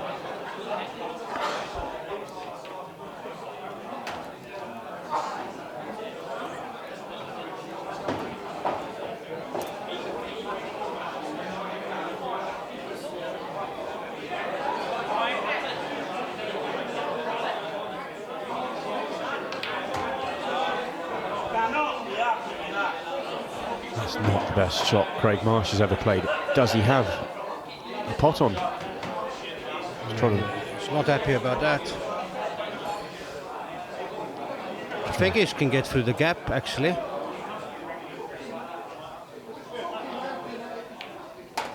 He was lucky, to be honest, a little bit lucky to land on that. Didn't want the cannon he got at the top end of the table, or if he did, he wanted to catch it thicker, so it spun the white into open play, whichever way he played it. Certainly didn't want to leave it where he did.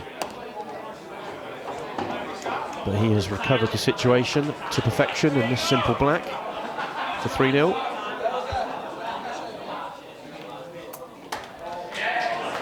And it goes. Craig Marsh quietening down the home crowd. Lawrenson has had a couple of opportunities in the last two frames, has not been able to take any of them, and he finds himself in a hole.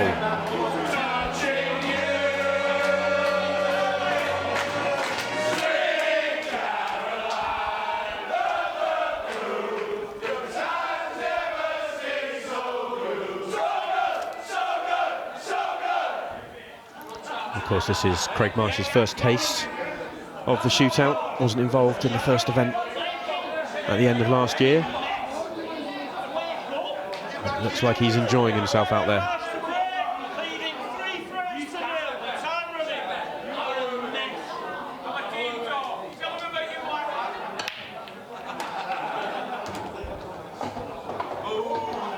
Crunching break.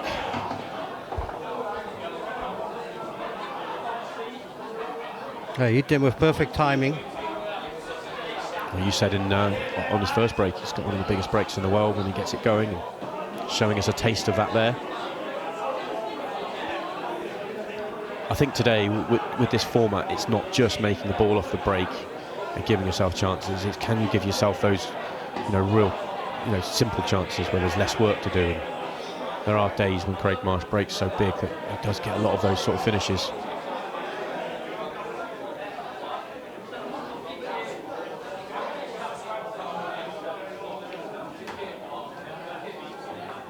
Yeah, I can't see a big problem in this finish. It's just a tiny bit of positional play needed.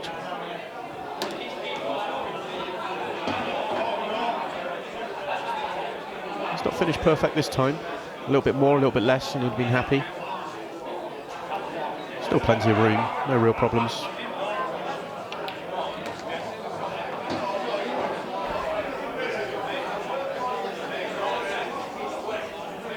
Second shot clock.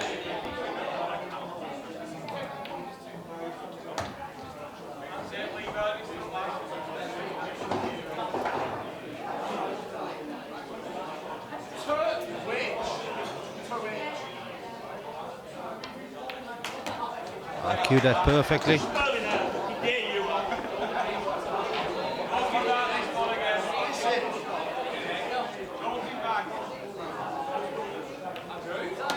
In goes the black, and a breaking dish from Craig Marsh, and he is absolutely flying now.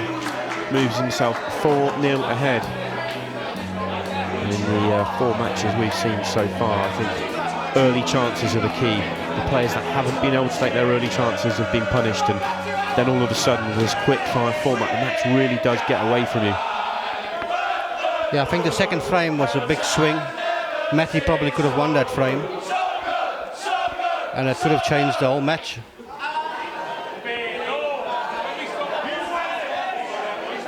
Craig Marsh enjoying the music. He does love a bit of a sing-song, does Craig Marsh. Likes to entertain with a few songs. Big Meatloaf fan. Karaoke master. Karaoke master, absolutely. Good break from Matty.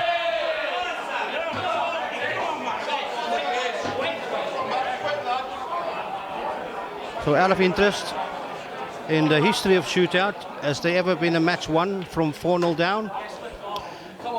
No. So we might see history in the making here. Before the last shootout, or the first shootout, every match was 5-3, apart from one first-round match which was 5-1. So there's been no comebacks to the length. Of course, there's been qualifiers for this event, and I can't say for certain whether there hasn't been a 4-4 comeback in any of those qualifiers. I know there's been a couple of shootouts in the qualifiers, which always adds excitement.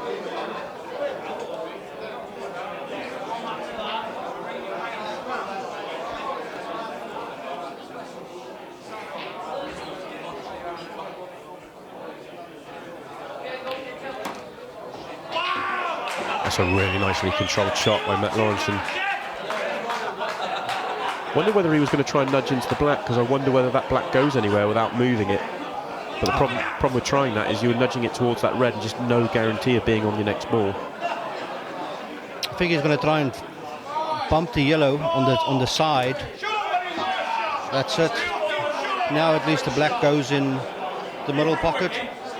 Yeah, it might even go in the corner, but there's plenty of room to get on it in the middle pocket. Didn't want to nudge it off the red and doesn't want to be straight. I think he's fine. He wanted to pop that clean, but he was still fine. Thought he might have been just too straight, but he's okay.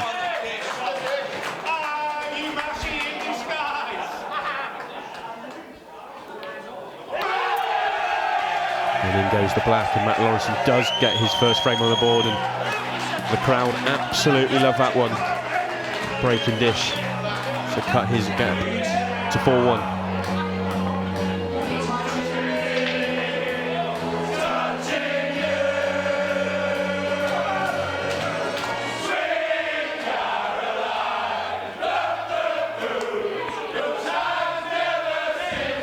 Crowd are absolutely loving themselves out there.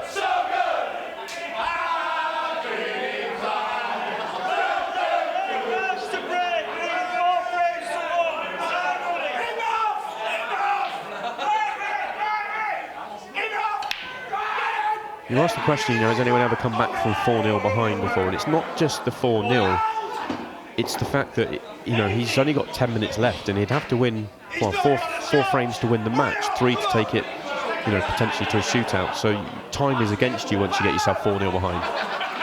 9 frames is a lot of frames to play in a 30-minute time frame.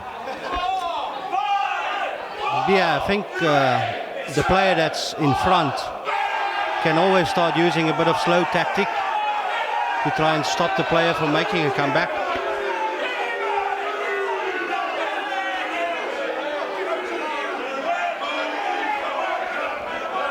Craig Marsh run his shot clock all the way down to 1. I don't think he had a shot on, to be honest. You can hear there clearly on the replay, just in the nick of time, doesn't foul. Of course, we are into the 20-second shot clock phase of this match. The last 15 minutes are played to 20-second shot clock rules.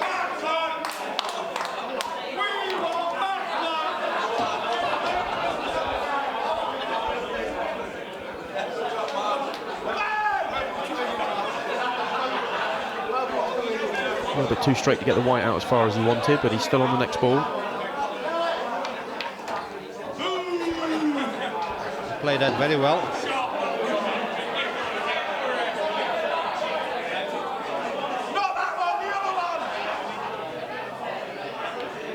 They definitely want to try and kill the match off right here.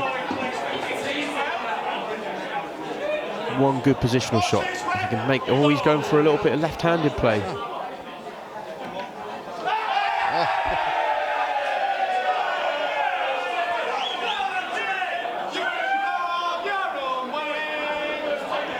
I've watched an awful lot of Craig Marsh play Paul. Played against him many times. I have never seen him tempt a left-handed shot. No. It may be a while before we see it again. I think Ronnie O'Sullivan would have potted that. Good shot by Matty there. And this time, Lawrenson goes all the way down to his last second. He just manages to play the shot in the nick of time.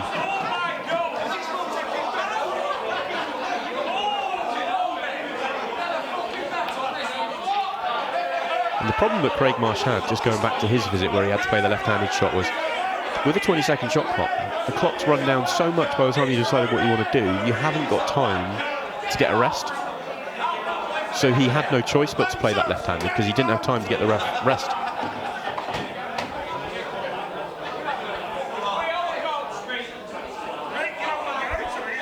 Is there any timeouts you can call? No extensions, no timeouts. I think the clock gets put gets halted if the referee needs to come to the table to adjudicate on a total decision, or whether the ball is frozen to a rail or frozen a touching ball, that situation.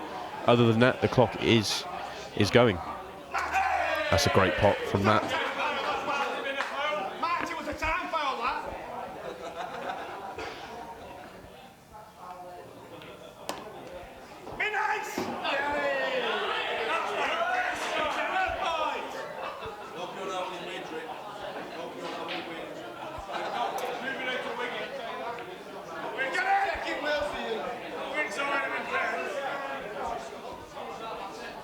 Another missed pot by Matt. And we've seen early in this tournament that those balls down the rail are very tight. And of course, Craig Marsh, 4-1 up, 6 minutes 46 left on the clock, and absolutely no rush to try and come up with a finish.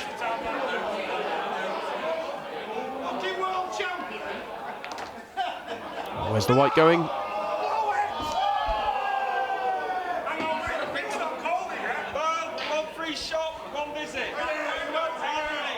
Yeah, I think in his head, Matty has lost his match. He's not playing the way he used to, or usually play. He's still playing for crowd. Get on with it. Showing some confidence to with the black. Well, he's left himself the angle to cannon the black out. I was going to say he had a free shot. He could have cannoned the black out if he wanted to with his free shot. Oh, great shot by Matty there, by Marshy.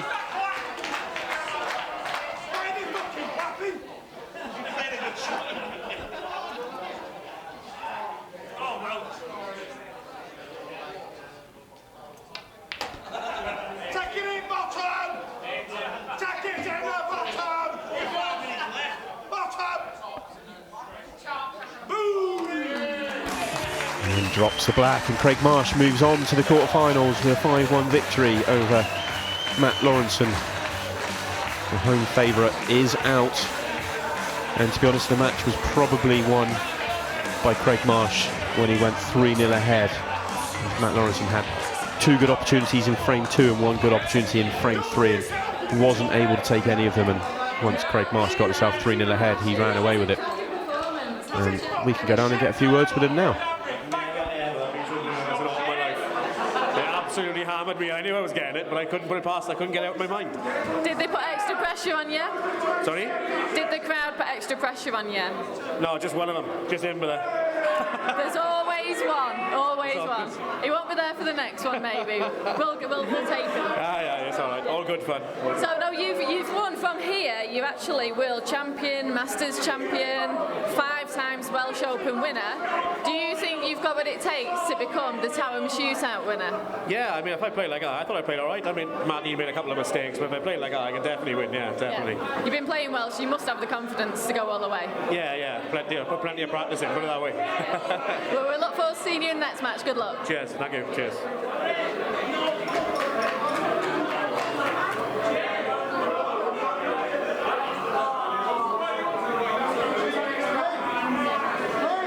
He still loves you, Jade. He still loves you, baby. What a game. Oh, was it?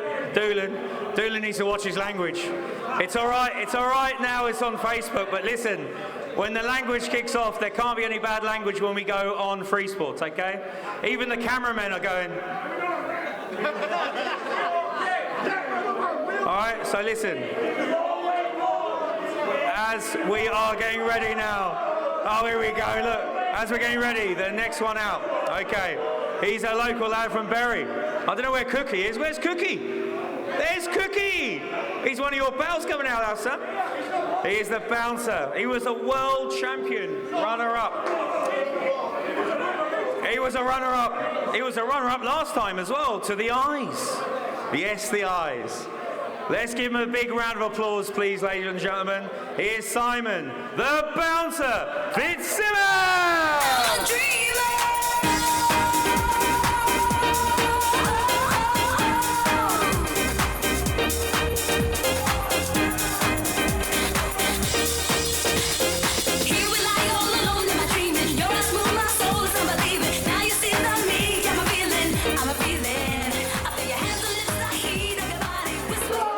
Up next, listen, we need a massive round of applause for this fella when he comes out, okay? He bought himself in. Do you know why he bought himself in? He was at the last shootout and he went, I love it, I want it in. The money was down, he's in. So, his nickname is the Captain. He's a 2-time Craven PO knockout winner. 2018 Cleethorpes doubles finalist. From Clitheroe, he's from Clitheroe. Here's Jack, the Captain, Neo!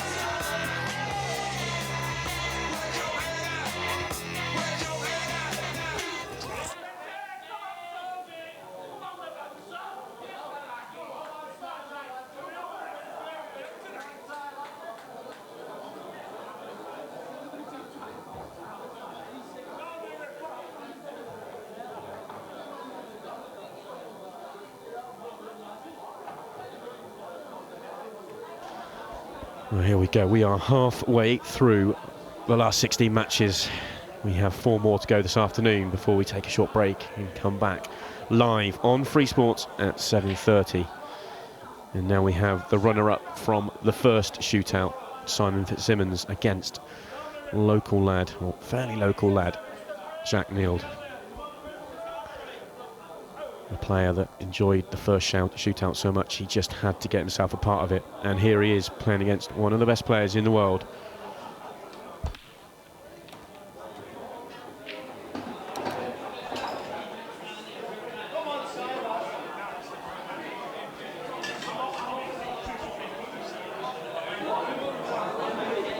really solid first break from Simon. That White was tracking a little bit too close to the corner for comfort, but gets kicked away and gives himself a good opening opportunity.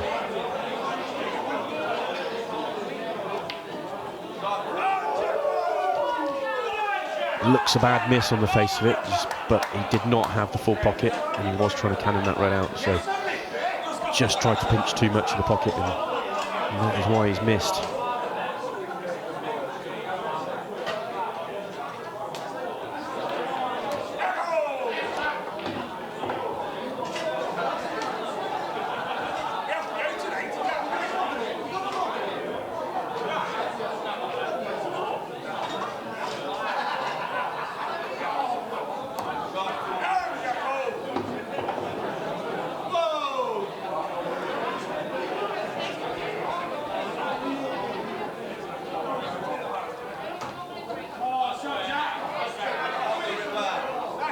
Nice confident start here from Jack Neild. Doesn't want to be too straight on this spread to the corner. May not, you see the shake of the head, he may not have enough angle to get out and get good on his last red. He accepted that he couldn't get good, and I think he can stick this into the centre, but the White will be flying. He can also take it to the corner. He went for the corner, and it wasn't to be. Tough. That was more about positional play than it was about a missed pot.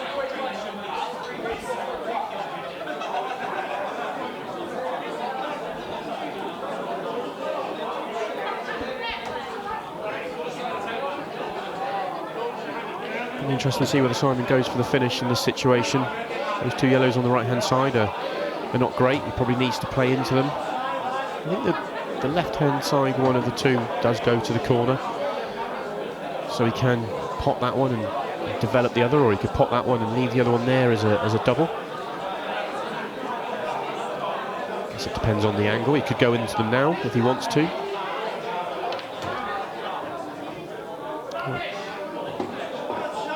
Did attempt to go into them, missed them by a bit of distance, but still has control of the frame, so no damage done.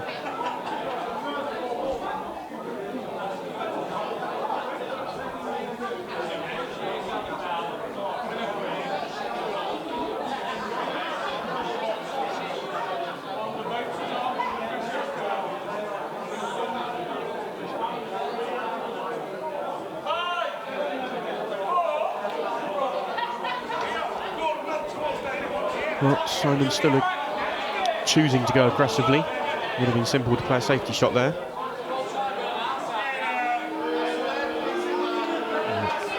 Chosen to do the safety shot off that ball, and be slightly annoyed that he's let the White drift a bit too far out, because it makes the escape so much easier for Jack. He is snookered.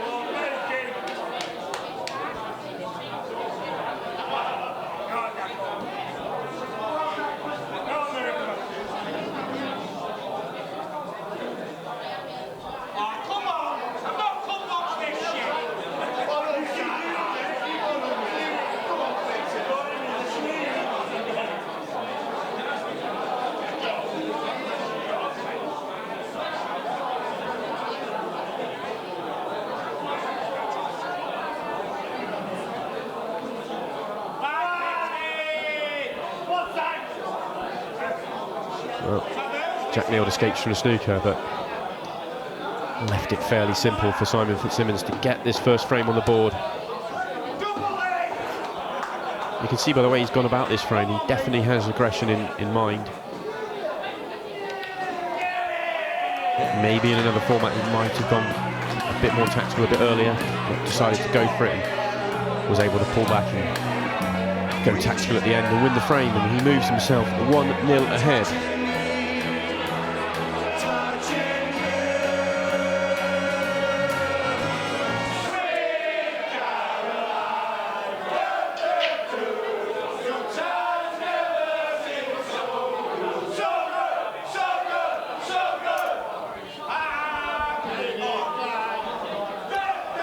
I think it's fair to say that Jack Neild is underdog for this match, and he's the outsider with the bookies for the event. He's just happy to be in the in the event and battling hard. And we may have a foul break here.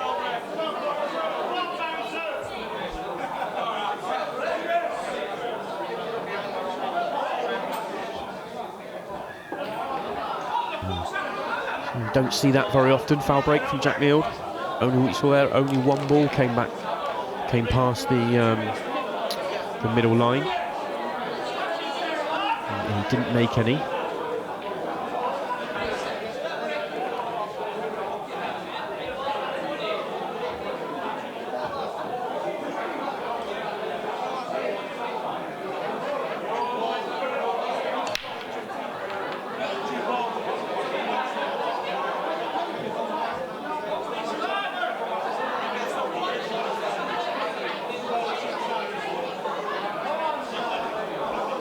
So in black ball rules, you need to either make a ball or have two balls come past the centre line. And you see there clearly no balls potted and only one past the centre line. So foul break from Jack.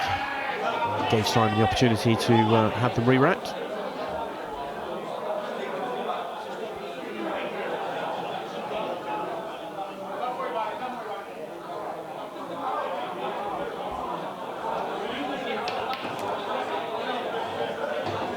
Confident first double from Simon, an aggressive pot to try and open the area up for the yellows.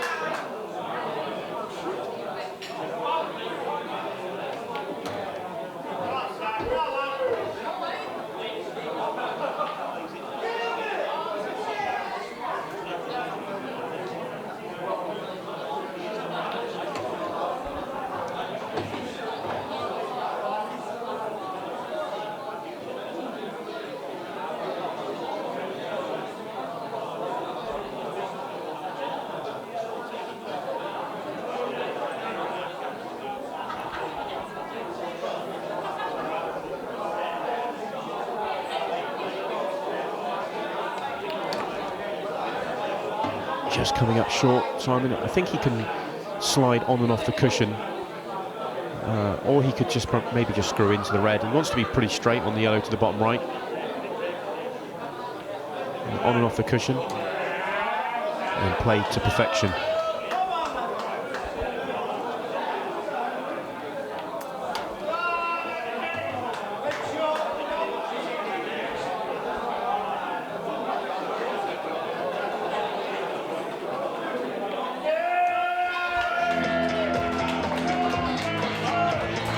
In goes the black, and I have no idea if that's a break dish or reverse dish and how we categorise that one. Foul break from Jack Meald.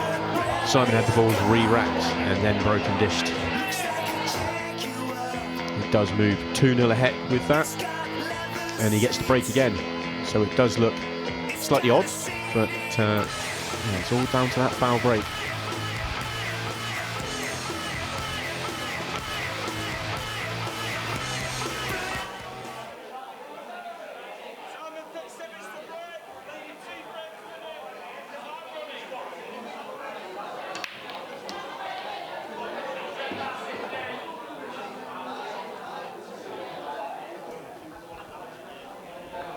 Crunching break from Simon. Looks to have his break going.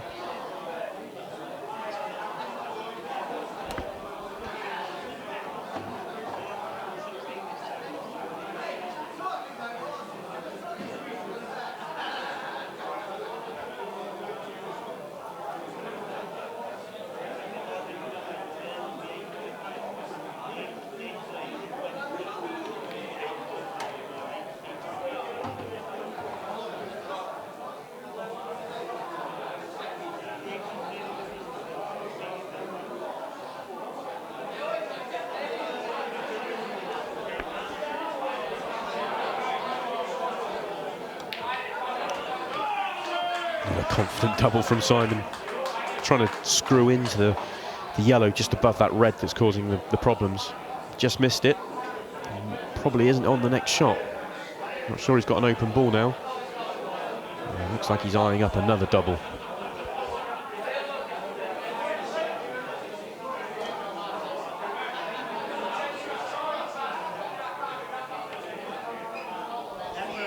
If it reaches, it's brilliant, but it hasn't reached.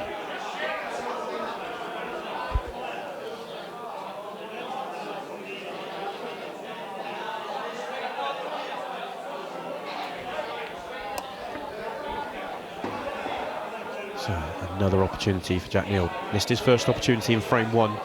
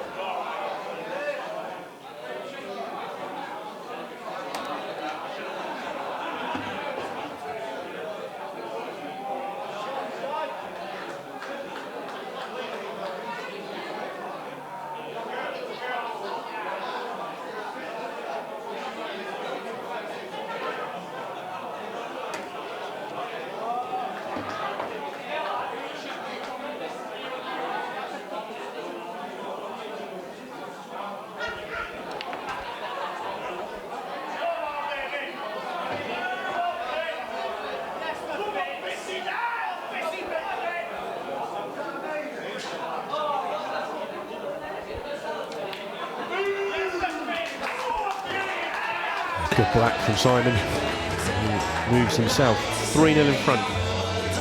Did miss a double in the middle of that frame, but this pop from Jack Neal, and Simon was able to get back to the table and complete the finish.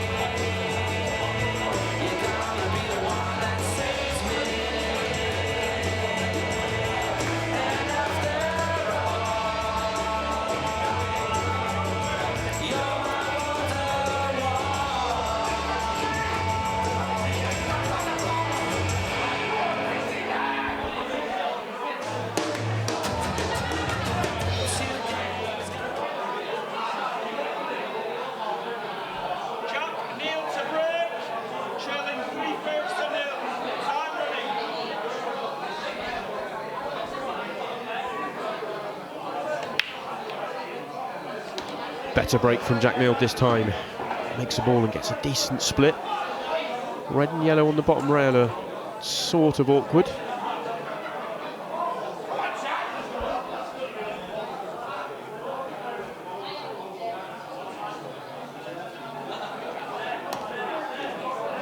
Choosing to take yellows.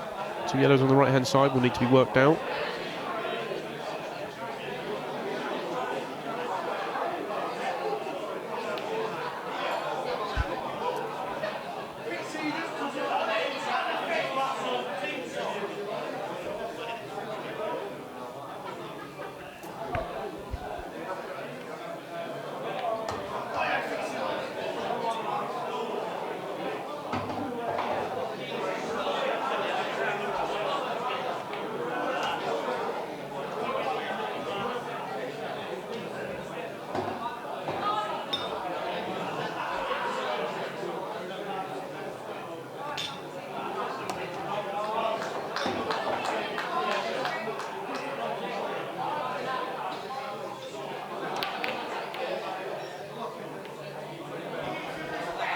Simon attempted to play that red off one of the yellows to open up the pocket for his other red.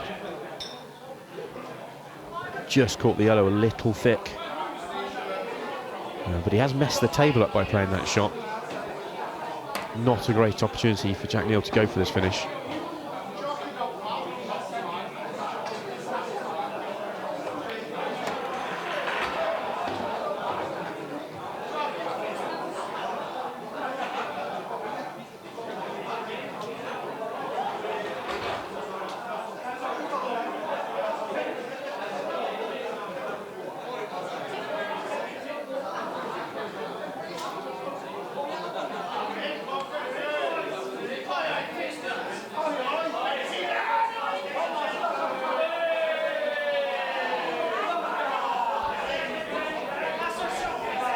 Table layout means that we are into a bit of tactical play. Both players have shown so far in this match they don't really want to get involved in a tactical battle, but sometimes you just have no choice.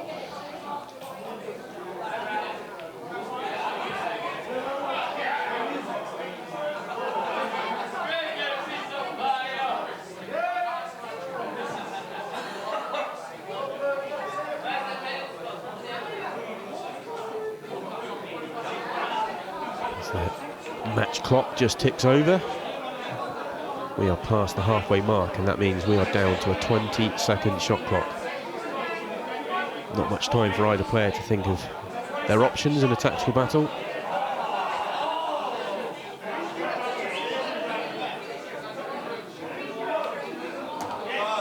That's a great shot by Jack Neild. Can he snick that yellow into the centre pocket, the one above the red? Don't think he can.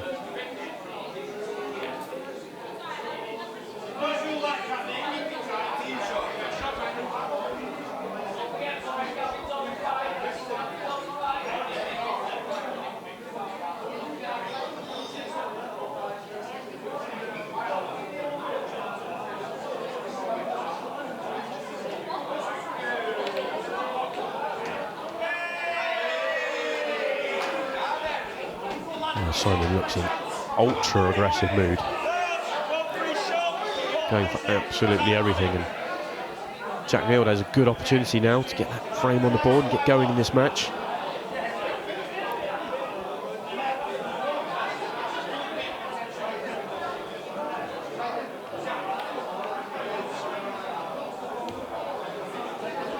It's not come out great. He's developed all 3 yellows, but hasn't landed good on the next yellow. Tricky pot into the centre pocket if he wants to continue this visit.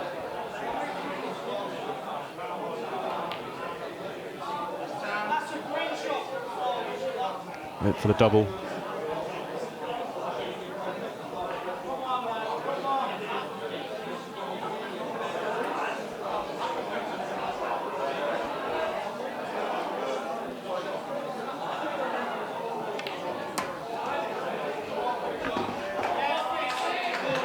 A lovely shot from Simon. I was going to say he doesn't want to land straight, and he hasn't. It's got a lovely little angle just to punch this white out. He's played another good positional shot now. Not easy to get right behind this black.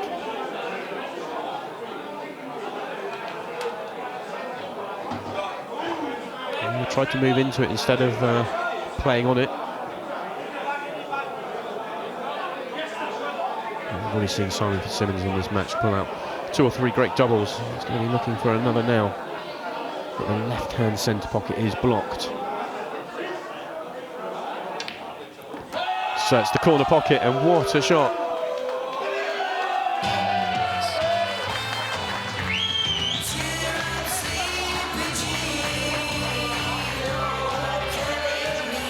What a double to win the frame.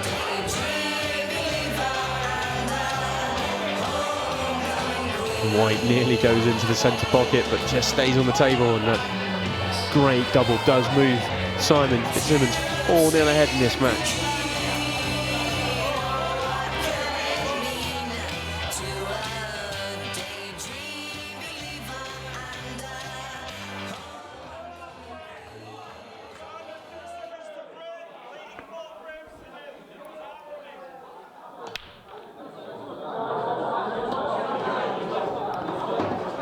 Massive break from Simon, that white crunching the pack, tracking straight back up the centre of the table, and a lovely split, makes himself a ball.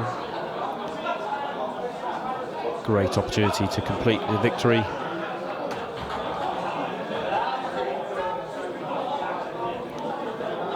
Choosing to go reds, red underneath the black. There's a slight problem, does go to the bottom right. Just needs to get on it.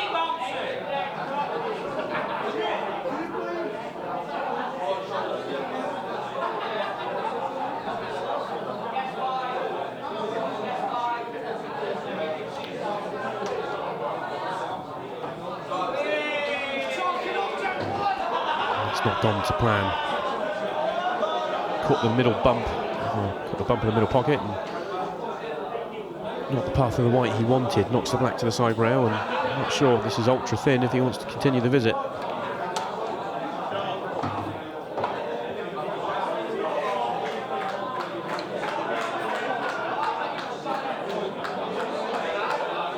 Well, if the red does go to the bottom left, then he's absolutely perfect. If it doesn't, and I don't think it does, then he doesn't have a pot on, and it clearly doesn't go.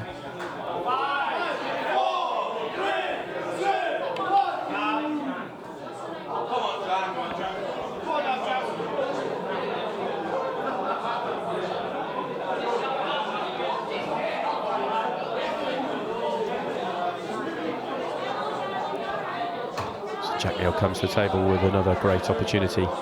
this is probably his best opportunity in the match to get a frame on the board.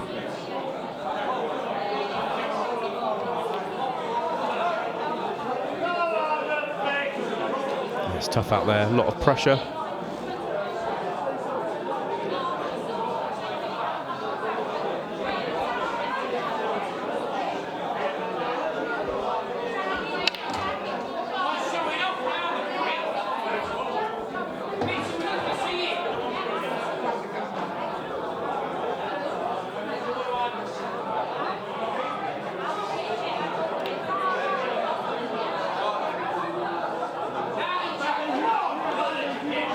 Come on, Jack Neild.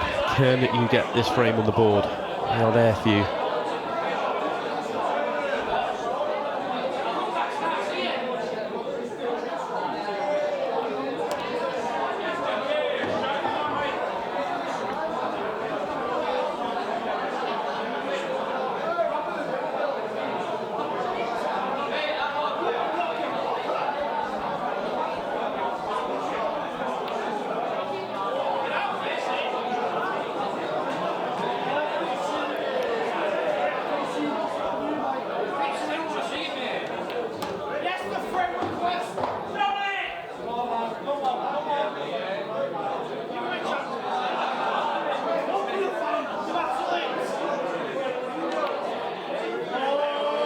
Simon going for the outrageous. I think he knows this match is in the bag, and he also knows that that Jack Neild came here without many aspirations to win the match or win the event, but more just wanted to be a part of this fantastic event, and gives him another opportunity.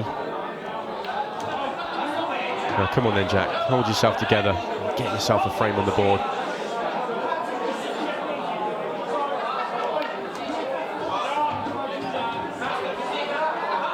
Perfect. Let's drop the one in the left centre.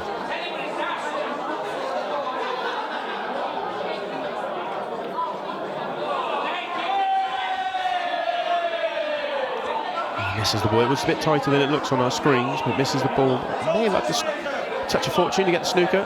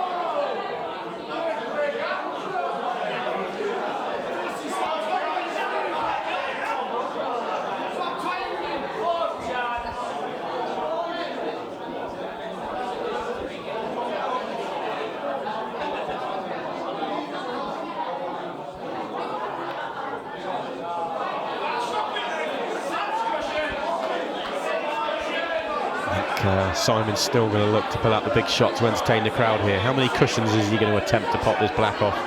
No, chooses just to go straight. He did line up a few options,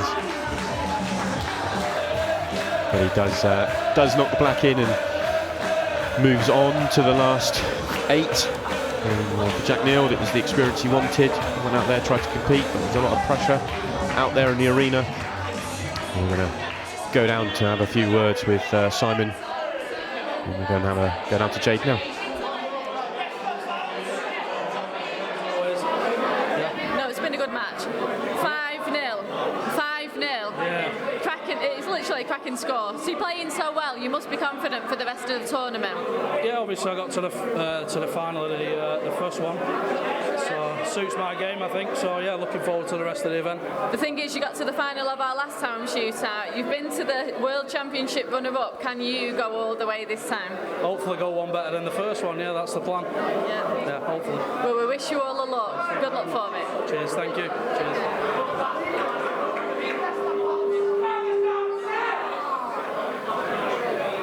Thanks, Jade. Thanks, Jade. Right, we're straight off into the next one. His home town is from Derby. IPA Tour winner, Players Amateur Champion, Babto Singles Champion. He is Craig, the money-making Lakers! The music, the moment you own it, you better never let it go. You only get one shot, do not miss your chance to blow. This opportunity comes once in a lifetime. You better lose yourself in the music, the moment you own it, you better never let it go. You only get one shot, do not miss your chance to blow. This opportunity comes once in a lifetime. Yeah, Craig, you might need your cube belt. Go and get your cube belt. Up next, from Aberdeen, his nickname is the Cabbage. Scottish Open champion, Aberdeen singles champion, multiple Scottish title winner.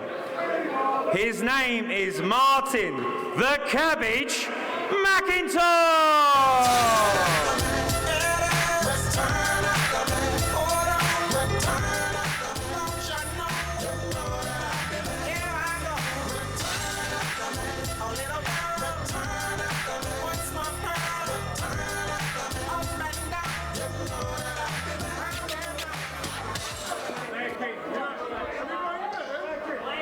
Here we go, match 6 in this last 16. Craig Lakin from England versus Martin McIntosh from Scotland. The winner to play Simon Fitzsimmons later on, live on Free Sports.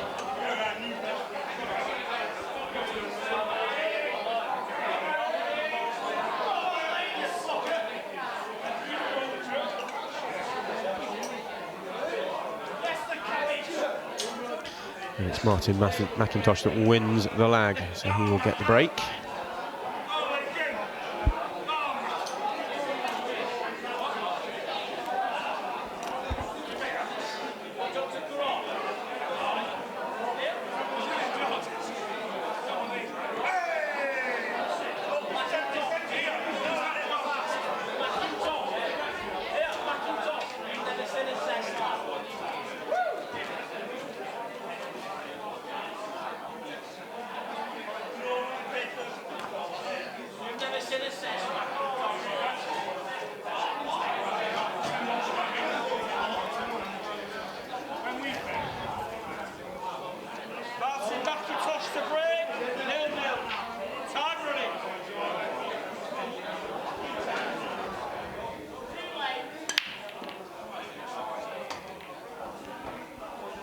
It was a good start from Martin, big break to open this match up. And that split on, well, I was going to say that split on reds looks absolutely delightful, but you could go either colour set.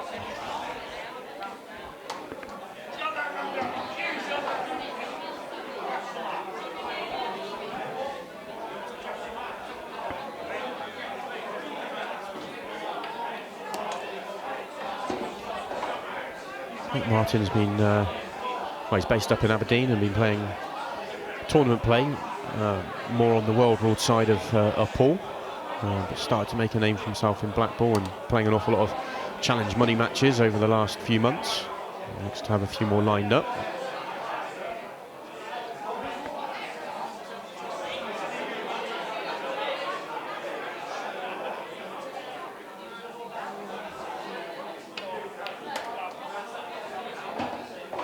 He just decelerated on that and hasn't come back far enough. Don't think he can see the red in the top half of the table, and this red he's nearest to is mighty thin. And if he does make the pot, the white is going to be running into those yellows, so we'll need a touch of fortune to get on that red.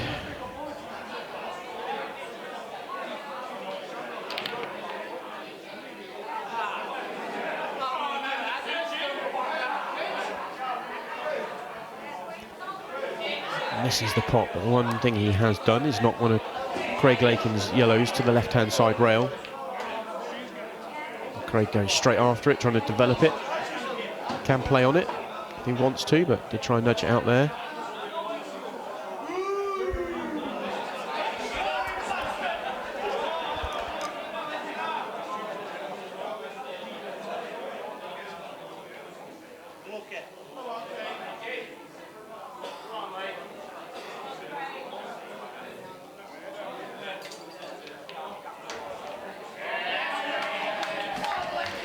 attacking the ball on the rail again, and this time he does get the cannon, nudges it out nicely and finishes on the next yellow. So wide open table now for him.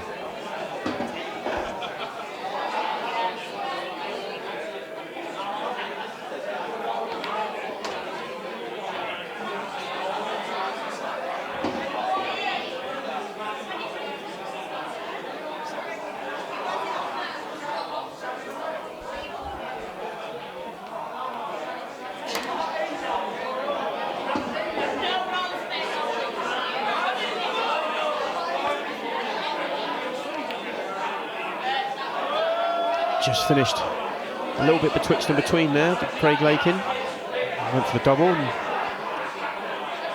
hits the narrow jaw. So second bite of the cherry for Martin McIntosh, and Craig Lakin's going to be very annoyed that he hasn't taken those out. Once he cannoned the ball off the rail out, he would have fully expected to complete the frame and get himself going.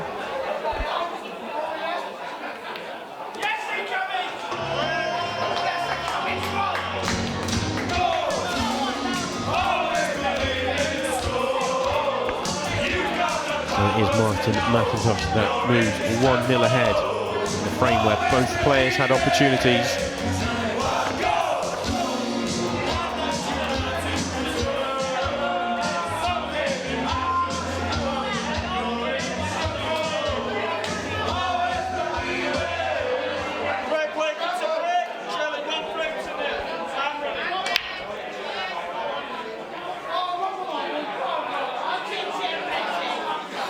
As is so often the way in the pool world, you make a mistake in the previous frame, come to table, big break, but it's dry.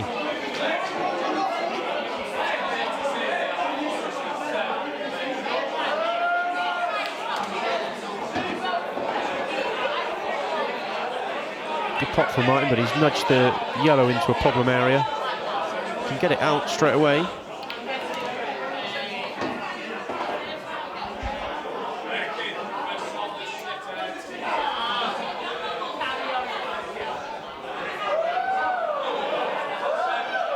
Sure, he can see enough of the yellow to the right centre pocket to pot that. Does have an option of the yellow to either the top left or top right.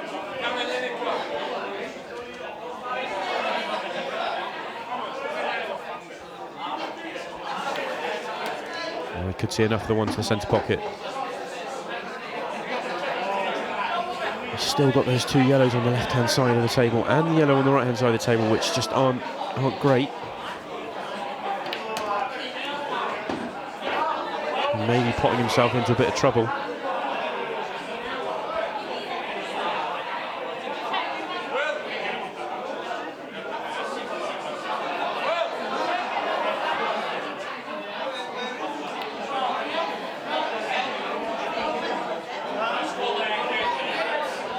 So similar to frame one, Martin McIntosh not able to complete the first visit finish. Now can Craig Lakin counter clear this time?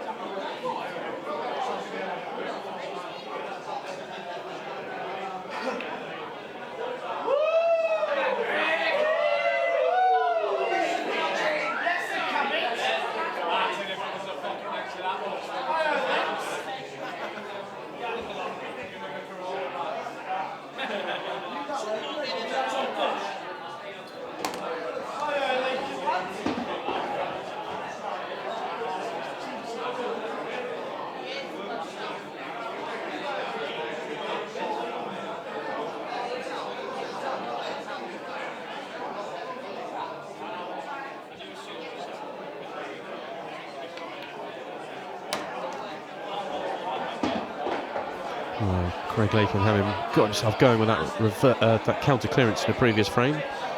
He's looking to pounce on another Martin McIntosh missed pot in this frame. This is one of his own. Just had too much angle. We would have loved to have been able to be a bit straighter and stay on the red at the bottom end of the table. Wasn't able to do so.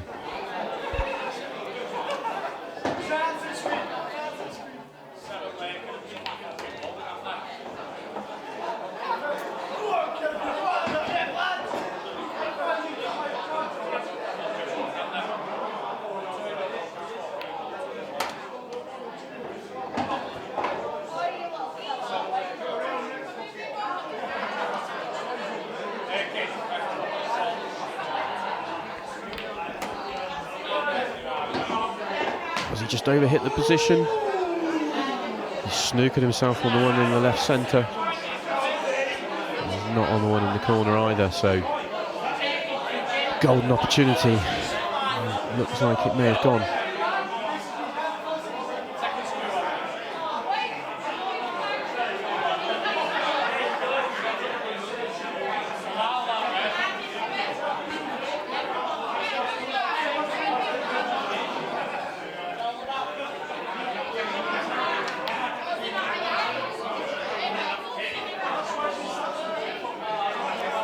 Craig Lakin's had a result there, trying to back double it past that yellow.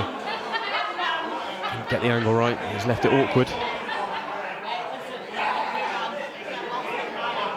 Where's the black going?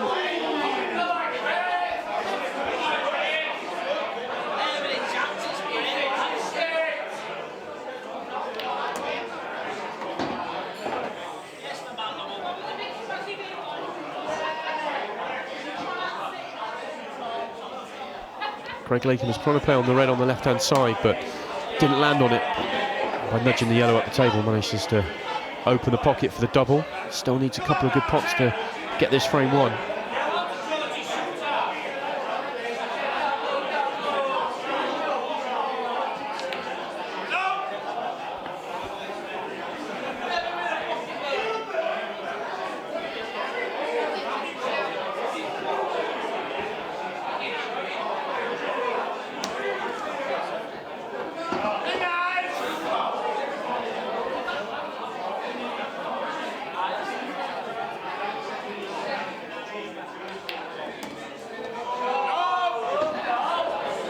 Well, that's a great pot, but he has not got the position. Total snooker on the black.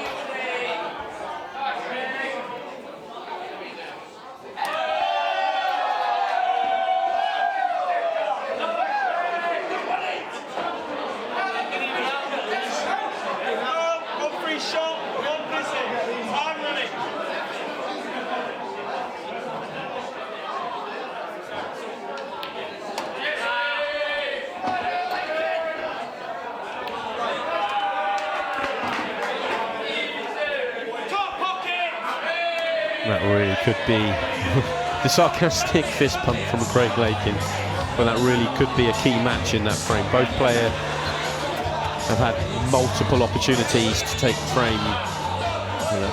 It's Martin McIntosh that makes the final mistake and allows Craig Lakin somehow to go 2-1 ahead.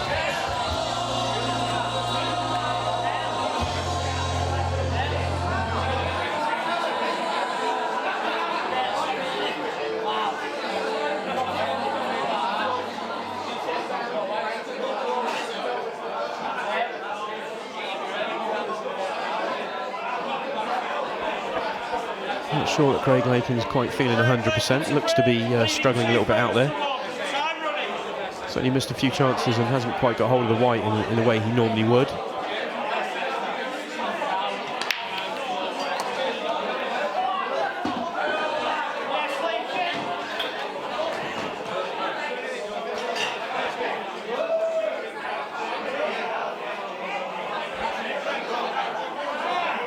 That's a good break from Craig.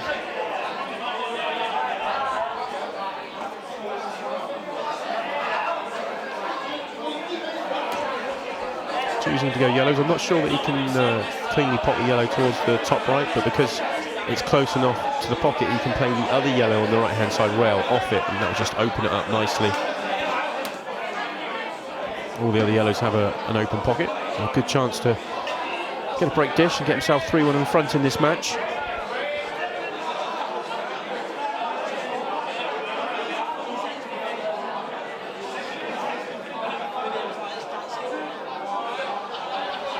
Purposely trying to play it off the yellow, but just overdid it.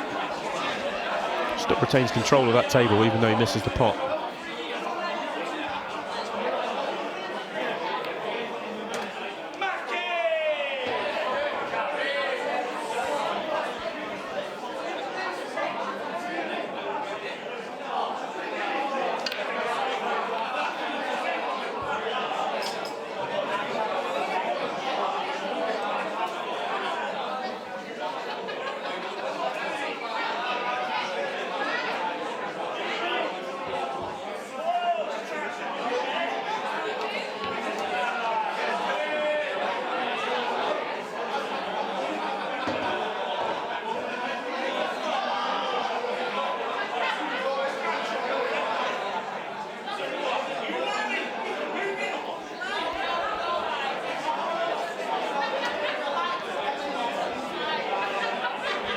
Good shot from Craig Lakin, good control, and he's perfectly on this yellow to the centre pocket.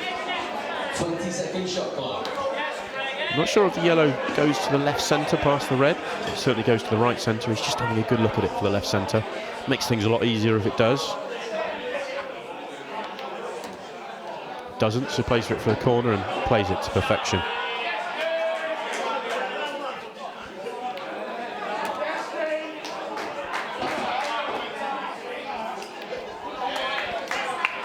A couple of very precise positional shots from Craig Lakin. Gets himself 3-1 in front in this match.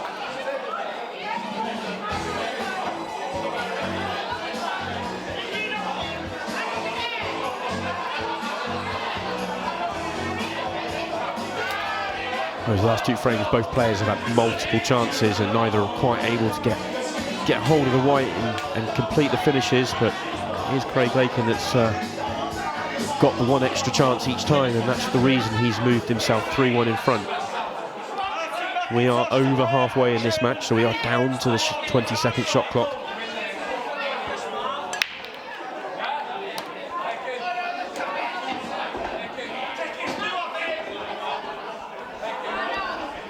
Catches the break really well, makes himself a couple of balls. Does not have the best split to go at, just a couple of balls on the left-hand side. The two on the bottom right are a bit messy as well. So when you're 3-1 behind and you know you've had some chances, you want something a bit easier than what you've got.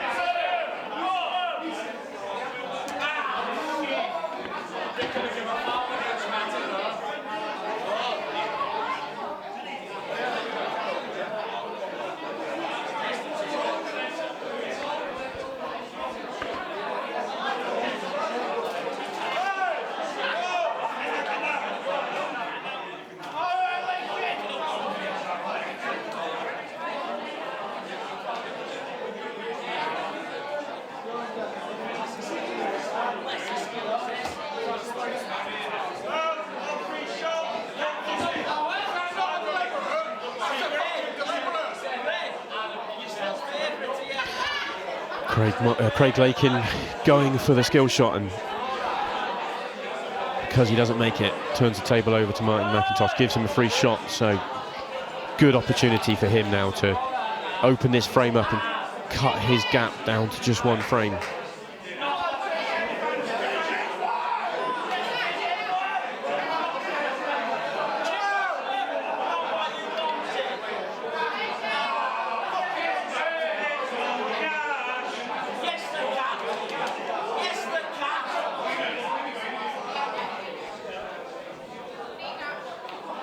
Another missed opportunity for Martin McIntosh. He's going to be really annoyed with how he's gone so far in this match, because he knows he's had the opportunities to be ahead, and he's in danger of going 4-1 behind. Craig has the option to cannon out his bad ball off this ball now. Played it really well, but it's been unfortunate that the black's gone safe.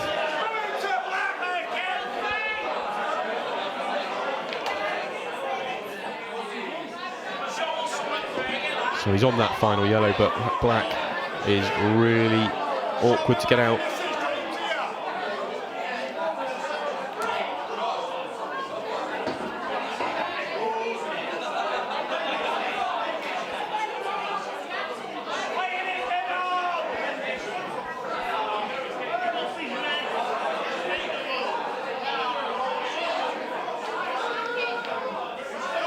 Off the red. Forced into taking something like that on.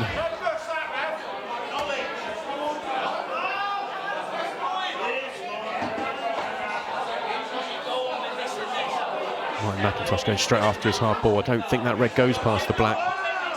Plays the perfect positional shot, but then misses the pot.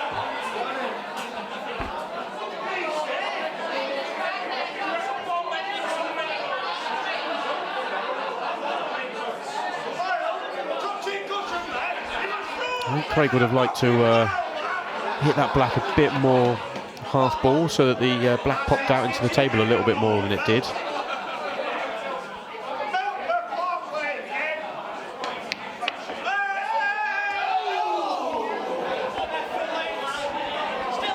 I have to say, I was just about to say that Martin McIntosh didn't really want to put that red where he did, because he's behind in this match, and with only 10 minutes left in the frame, in the whole match, you know, he needs to be getting on with it. But that's part of the reason why I think that was a surprising shot choice from Craig Lakin, because he's in no rush to get on with the next frame.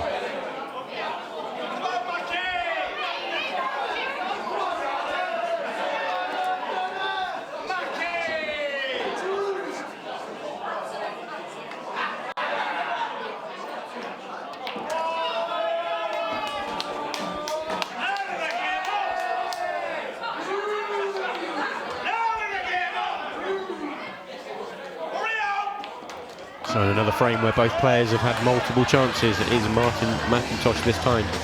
He gets the frame on the board, and I have to say I'm a little bit surprised with the shot choice from Craig Lakin of a bit hit and hope, just simply because if he had just kept that black where it was, then, you know, it's up to Martin to make the running, and when you've only got 9 minutes left in the match, he's given him a bit of hope that he probably didn't need to do.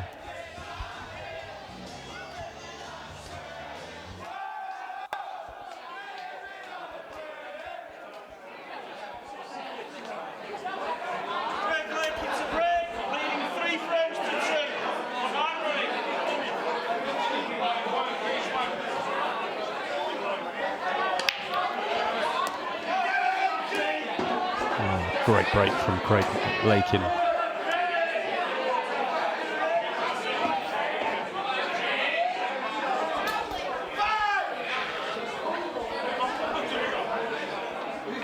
Yeah, brilliant break, giving him a great opportunity to get himself 4-2 in front. He'll be 4-2 in front if he does complete the finish, but only have 6.5, 7 minutes left on the match clock.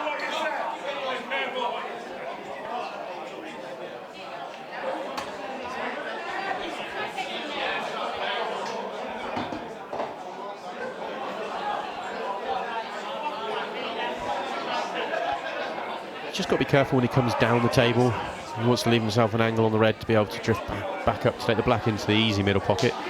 If he finishes too straight on it, he can take it to the corner, so it's not a real problem. And that's why he's tried to come down the table off that shot rather than, it didn't quite have the best angle for it though.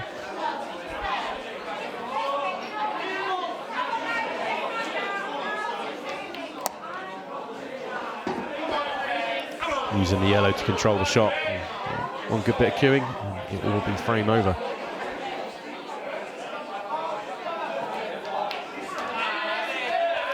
It flies in, simple black for the 4-2 lead.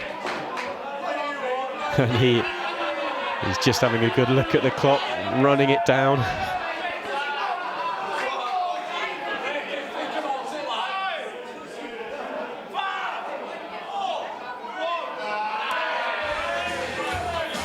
So after 3 frames where both players have had multiple chances, finally Craig Lakin manages to get hold of a break and rolls him in for a break and finish, moves himself 4-2 in front, and with only a few minutes left on the clock, Martin is right up against it.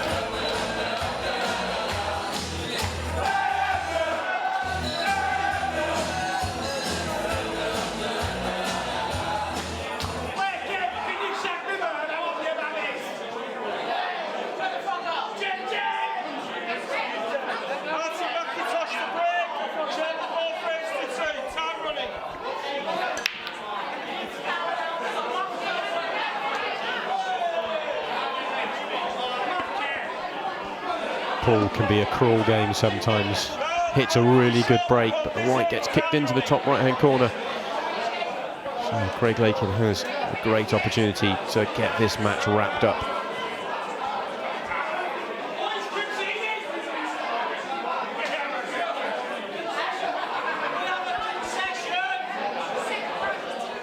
These yellows look very inviting. Every yellow has a pocket, every yellow in the open.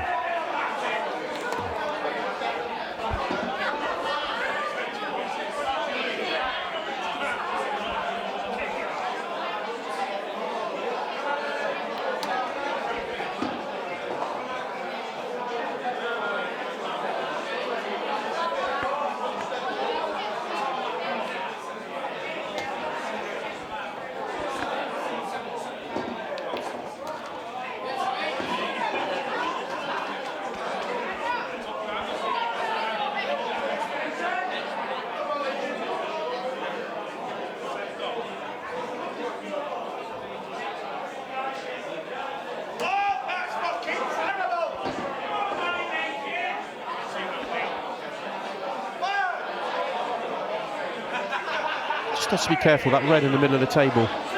Just got to be careful he avoids that, doesn't let that become a blocker. And he's kept it close to the side rail on purpose.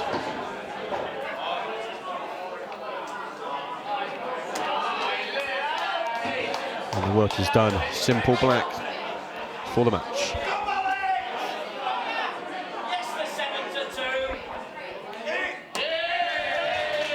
And in it goes. Martin McIntosh will be frustrated with the chances he had and didn't take early on. To be fair, Craig Lakin missed a few chances in the middle of the match as well, but a break condition, a reverse dish to complete the victory, and he moves on to the quarter-finals.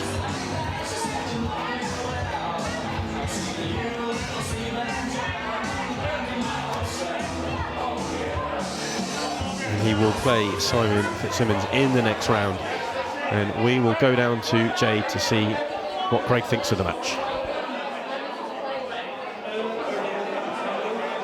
very happy to get the win. It's a great tournament, I really enjoy playing it, so I'm happy to get through, but as a performance, I'd rate it very low. So on the plus side, it can only get better. Exactly. Next match, you're going to be more prepared. You've got more time to focus. Does the crowd put you off, or the shot clock put you off? I like it, but you know when you're not playing so well, it gets you at it a bit. Do you know what I mean? You start twitching a bit, and I think now I've had a game, I'll settle in more next, and I'll get a buzz off it more than feeling under it. But yeah, great to get the win, and fingers crossed I'm going to win it. It is. It's certainly a buzz out here, isn't it? Great crowd. It's brilliant. The crowd's massive in here. Great atmosphere. Yeah. So you played in this before. You played in our last one. Do you think you've got what it takes to go all the way this time? Without a doubt. I'm the main draw. There you go, you've heard it from his own mouth. So we all wish you the best of luck. Good luck for the next match. Cheers, thank you.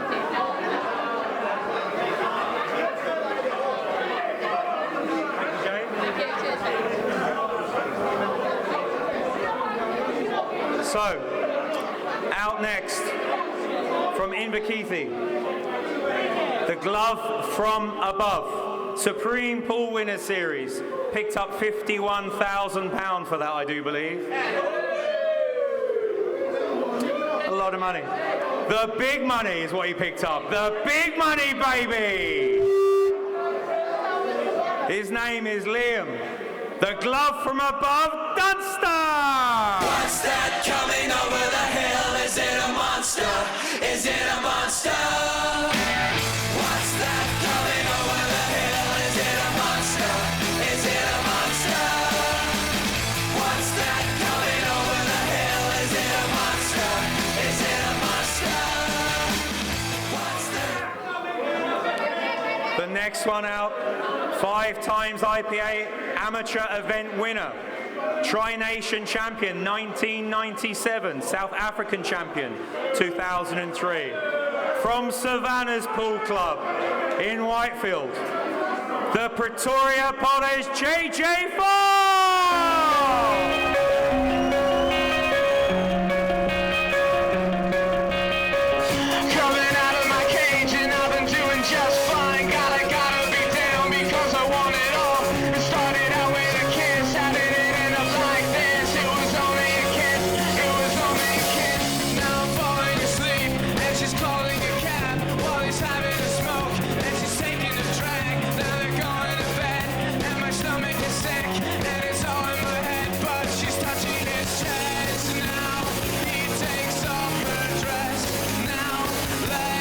we go, match 7 of this afternoon session, and into the event comes Liam Dunster, bookie's favourite at 7-2, winner of multiple major titles in the IPA Tour and International Pool and across the country, against JJ Fall from South Africa, but very much Manchester based now.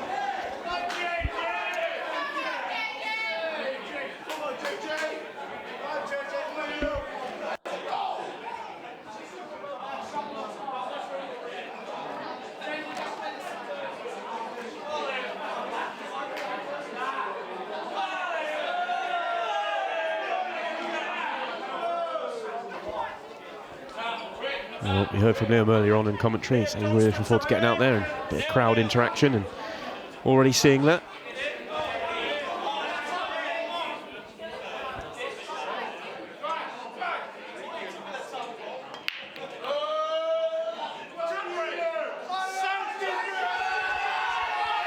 Not seen much of the cut break so far tonight. Liam's going straight for it.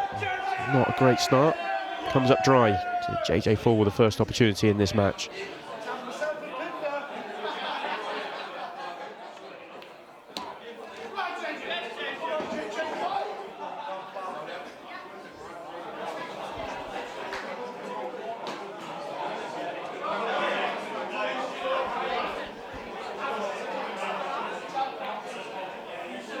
JJ going after the yellows. Yellow in the middle of the table, cluster of reds around it. That's going to be his biggest problem ball. Looks like he's going to have to go into it somehow. Difficult to do anything else with it.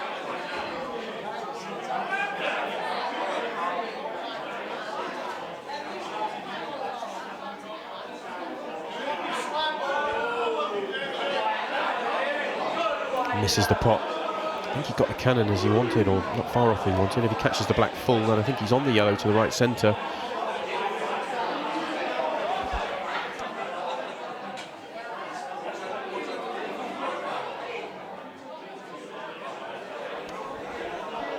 So even though he missed the pot, he still has quite a bit of control in this frame. Didn't give Liam anything to go at. Liam would be annoyed if he's left in this yellow into the centre pocket. He has. Would not have wanted to leave him that, but he has made the yellow nearest the black tricky.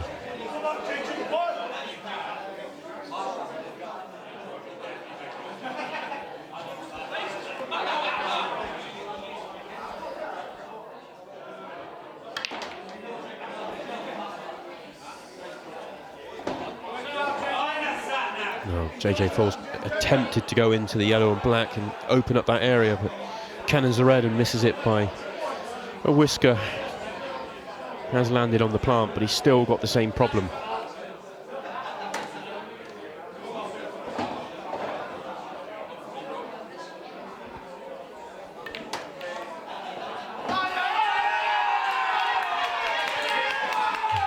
Not quite as played, but JJ Fall has given himself an opportunity to win this opening frame. One good pot down the rail. And it goes.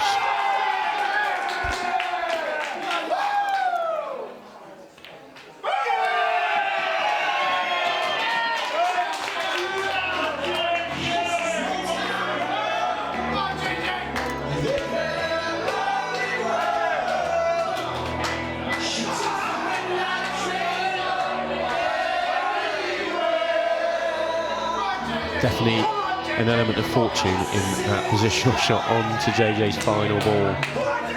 He'll gladly take it and moves himself 1-0 ahead.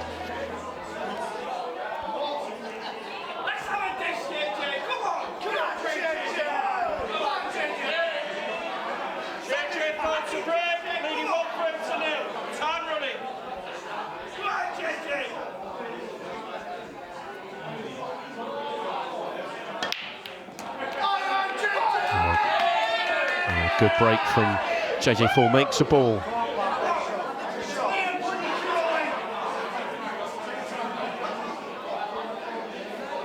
Decent opportunity on yellows here.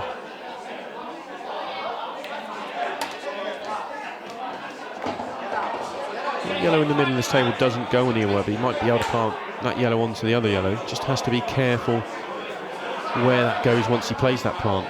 If it goes into the top right now, it makes life so much easier.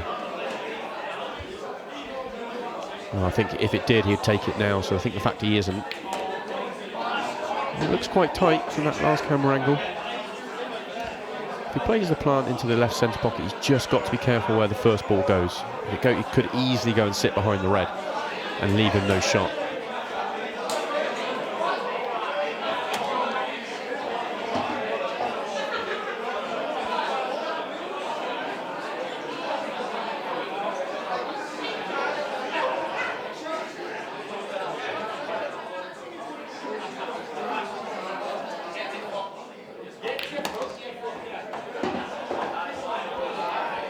Knew that yellow was going to an awkward position, so chose to play it with a bit more pace. He's overhit the positional shot. Total snookered himself.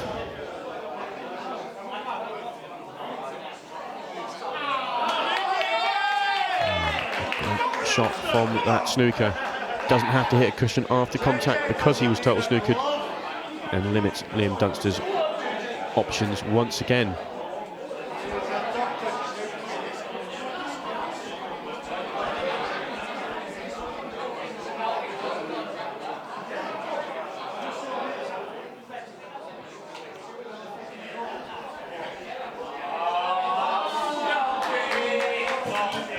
Sure he's got the white exactly where he needs to. Looks a good shot at first glance, but no, he has left the open pot. So one good pot from JJ.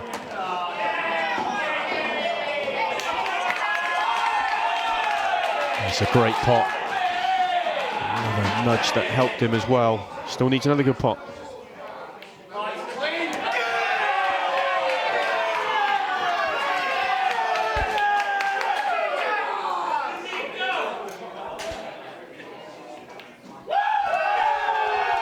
That's a really good 3-ball finish from JJ Fall to move himself 2-0 in front in this match. And so far, he is doing a great job of keeping Liam Dunster at arm's length. So far, Liam has had a couple of shots, and both of them he's had absolutely nothing to go up but try and find a safety shot. Both times gave JJ a shot, and he made the most of it.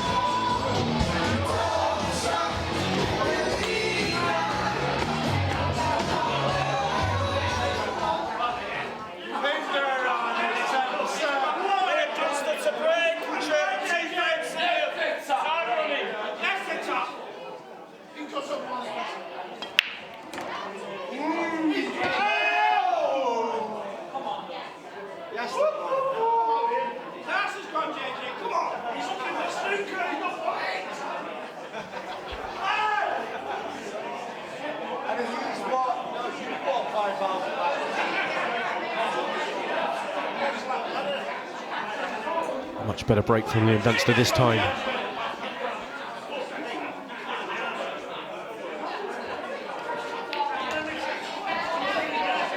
And a good opening pot, so Liam Dunster is up and running in this match. First chance he's had, and he is 2-0 down. And pressure is on him.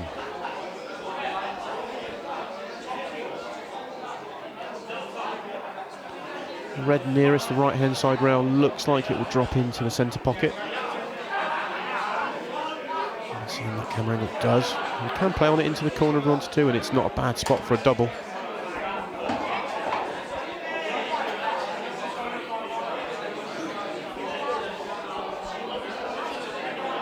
Red next to the black's also a stumbling block, so plenty of work left in this finish for Liam Dunster.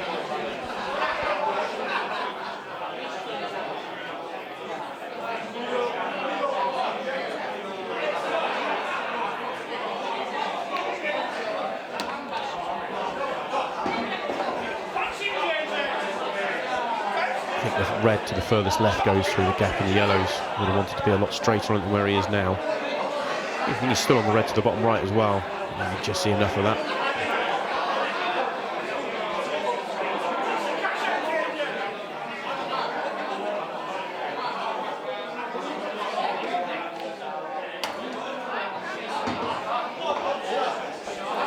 Oh, he's made a good pot. I think that nudge has hurt him.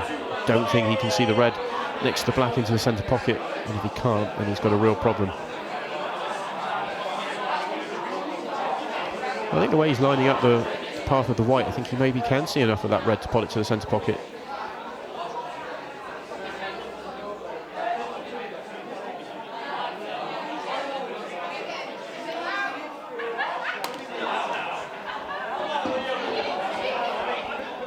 Just can't get a nudge to go for him. He's just been chasing this finish from 3-4 balls out. Still just about hanging in with a chance, but it's getting harder.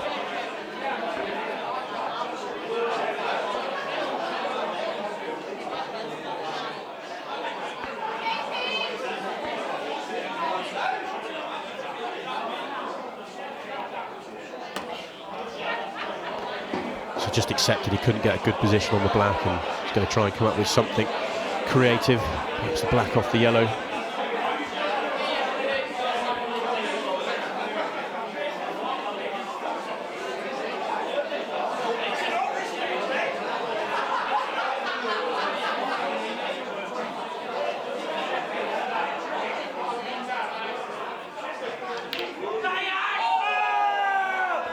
Brilliant effort from Liam Dunster, but it stays up. And JJ Fall comes to the table with an opportunity to give himself 3-0 in front.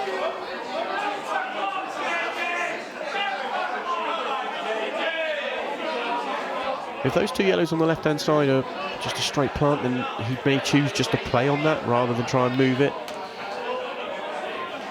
It's not ideal, but it's an option.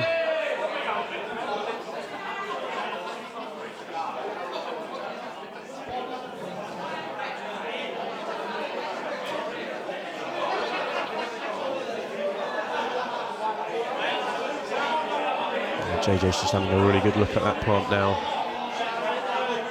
Don't think he's got an angle to go into the yellows from this ball. He could go up the table and look for a safety option. I'm not sure safety options are high on the list of priorities from the players in this event.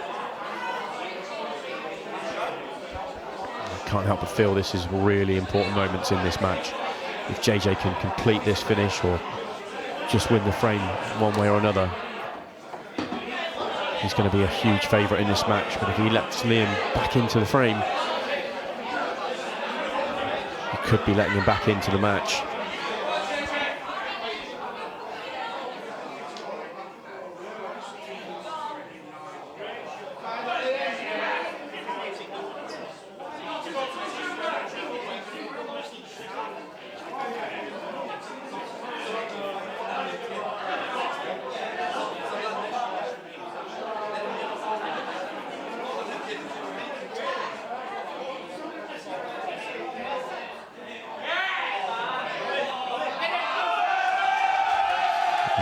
Brilliant shot from Liam Dunster. Gets himself going in this match. Still 2-1 behind, but I said a minute ago, that could really be a huge moment in this match. 2-1 or 3-0 is absolutely huge.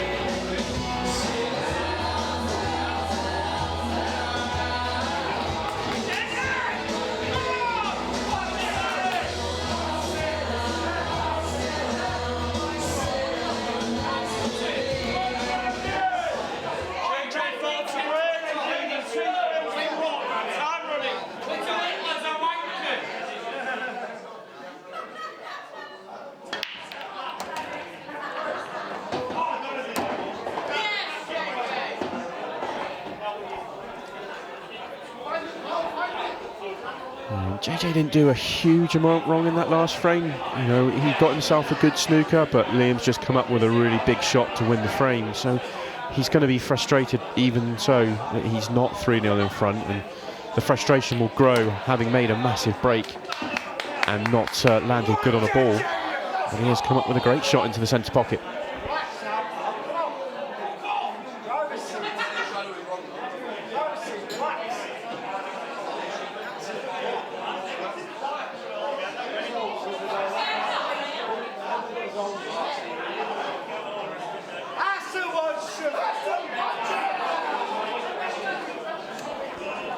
Even after that brilliant shot from JJ Fall, there's definitely no finish on for him, so choosing to take this bottom left-hand corner pocket, and we're going to have a tactical battle on our hands.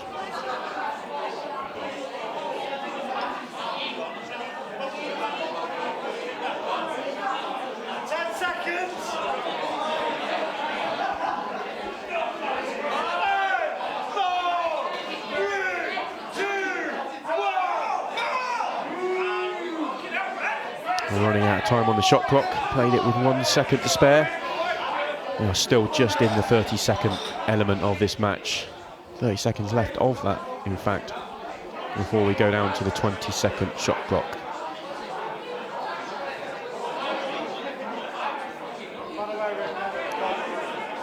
I would have said previous shot we would want to be Reds. Reds were in control, but now Liam's got that yellow out. JJ needs to be careful. Definitely an opportunity for Liam to start getting some traction in this frame. Needs to reach the cushion. 20-second shot clock. Just reached. You have to hit a cushion after contact with your object ball, and that looked like dangerously close for Liam, but it did just reach the cushion. He's okay.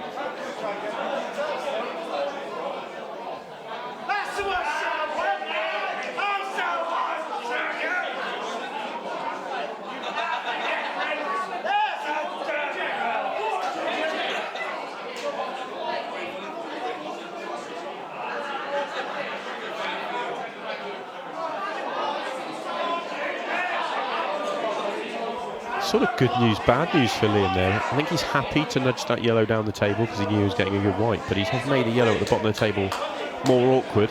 It may slide past the red to the corner, but that'll be a problem for him later on in the frame.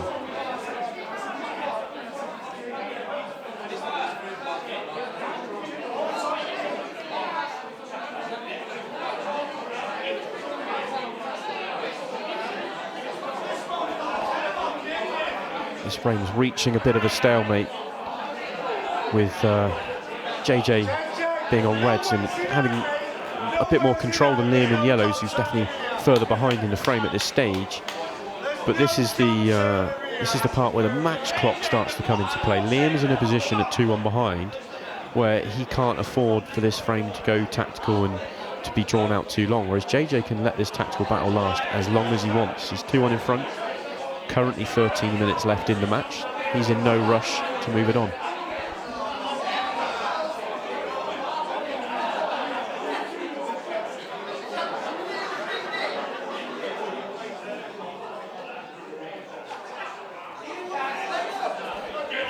Bit of a loose shot from JJ Fall. Didn't want to allow Liam to start to turn the tables in that top right-hand corner. Didn't want to give him that option. If he got the white to the top rail, he wouldn't have had that option. Although Liam did leave him a tough shot to the corner and he's taken it on. So maybe JJ Fall has decided now is the time to go for the frame.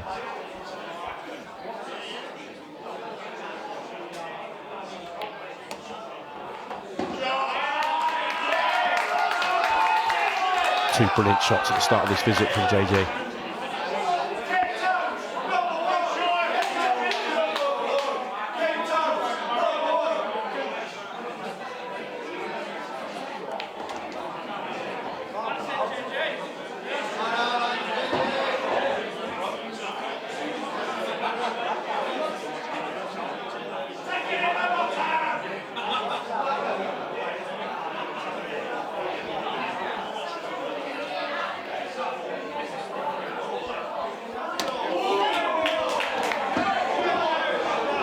JJ Fall, he watched that all the way and it looked like he was going to stay up. It did drop in. He is on his final red, just needs to hold his position onto the black.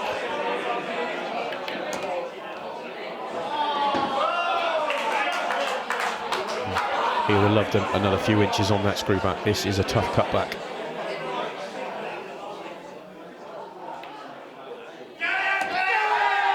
And he does make that cutback. Liam gave JJ Fall half a sniff, which he turned into a full opportunity, and he has moved himself 3-1 ahead in this match. But importantly, from his side of the table, the clock is really ticking down. It's very unlikely we're going to get to a result in this match. It looks like it will go down to the clock.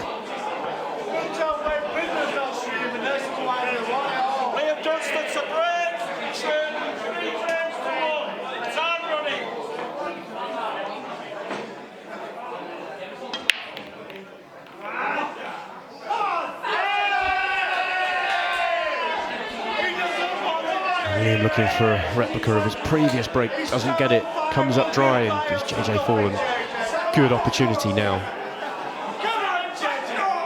3-1 up, 10 minutes left in the match, and a great opportunity. Everything looking like it's in JJ's favour at this stage.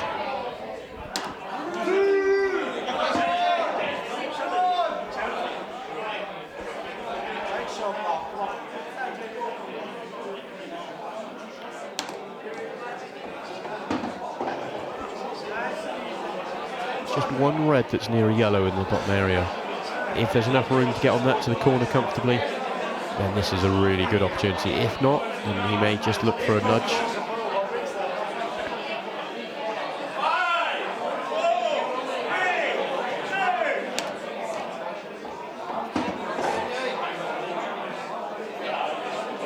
Nice angle on this red to the bottom left. If he needs to develop on the right, he can.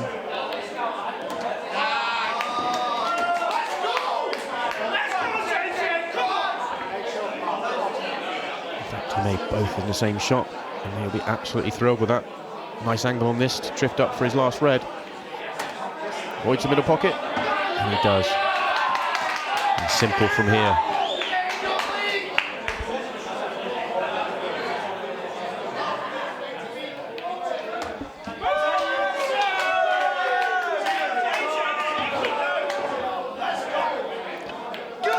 And a reverse dish from JJ Fall, thanks to a very nice developing shot in the middle of the frame. Moves himself 4-1 ahead with that reverse dish. And Liam Dunster, the favourite for this tournament, is in big trouble. 8 minutes left on the clock. Needs to win at least 3 frames to take this to a shootout.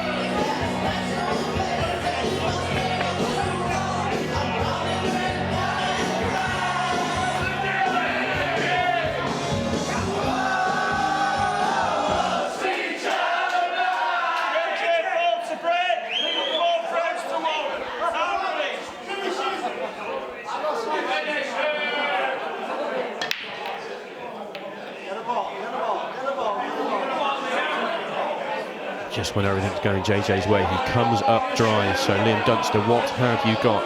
8 minutes, 5 seconds on the clock. You need to get a motor on. You have a good opportunity.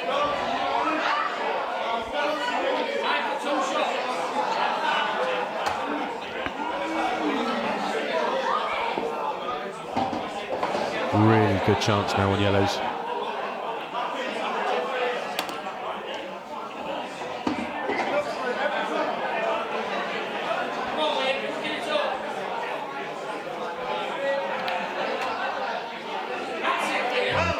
Just over screws it off the red. Knew he was going into the red, but if he's not, I think he was playing for the one for the centre pocket. He hasn't come back far enough for the one to the corner.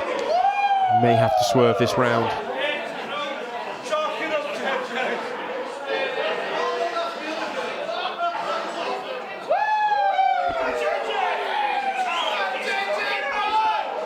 And I think that reaction as Liam's walking away from the table tells you that he thinks that may be his last chance in this match. Even if JJ Fall doesn't take out the finish, the clock is still against Liam Dunster.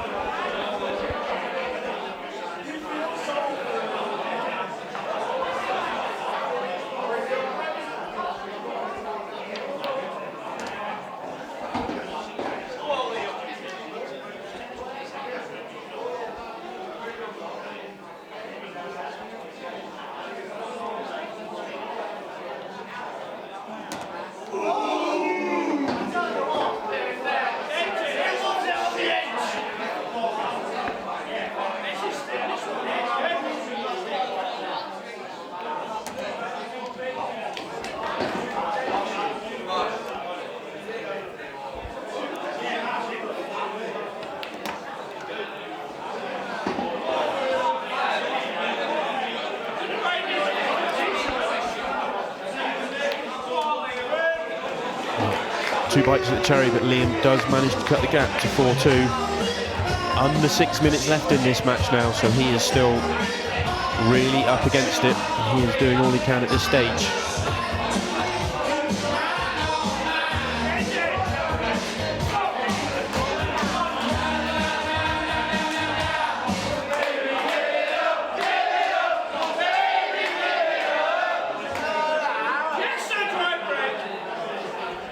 And then Dunster needs a very quick break and dish.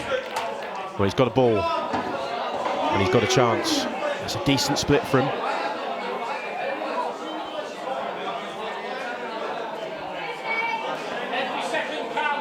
Look at that. Just coming into the final quarter of the match. 5 minutes, 6 seconds left. Liam Dunster needs to win 2 frames to take this to a shootout.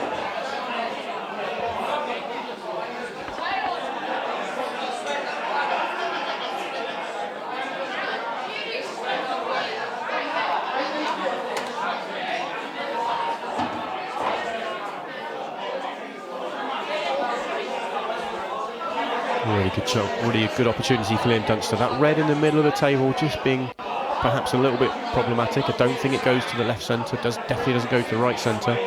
Awkward to get onto it into the corners. Just underhit that positional shot as well.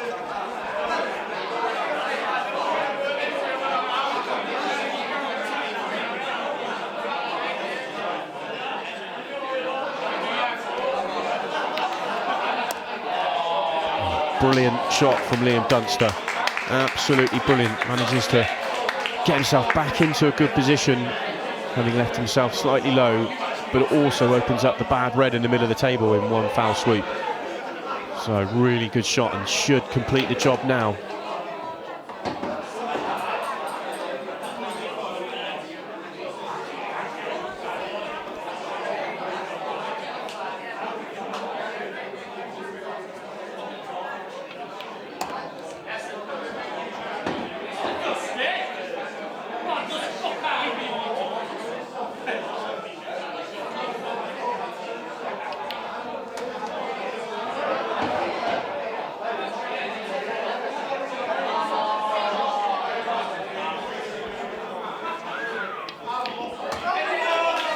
Oh, the black wobbles, but it goes in.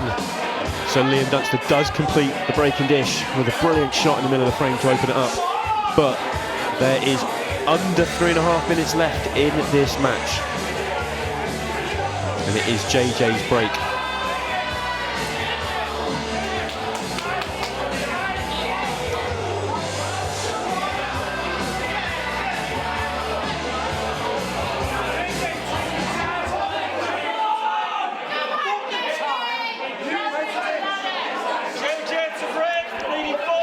Going to be really interesting to see how JJ plays this.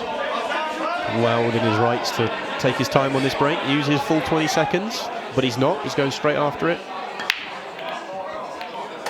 Oh, he's made a ball, and that could be that for Liam Dunster.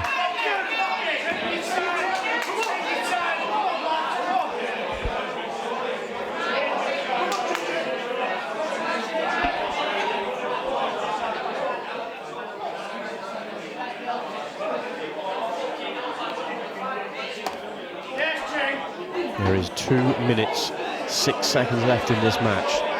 Liam Dunster may well not get back to the table. JJ Ford got a great chance for a finish, but to be honest, he doesn't even need to get that far. Just needs to take his time.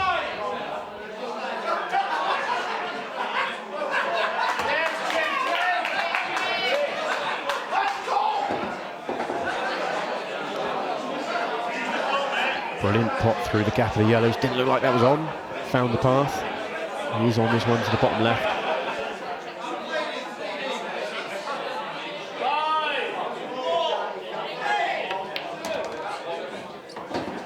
Well, he's on the red to the top right, but the red doesn't go to the top left, the other red, so he needs to get good cueing to get right across the table. If he's got enough angle on this red, he can do it.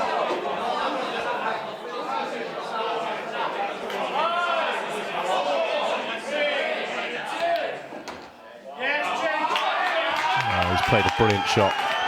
JJ Fall, absolutely exceptional shot to get himself perfect on this last red.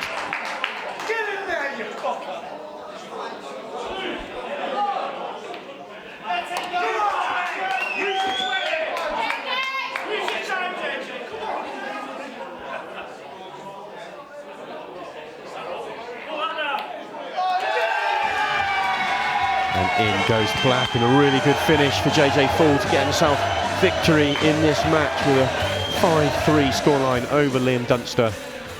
Had an opportunity to take his time on that finish, chose not to do it, backed himself to make the finish, and that he did. And he moves on to the quarterfinals, and we will hand down to Jade, and she will get a few words with him.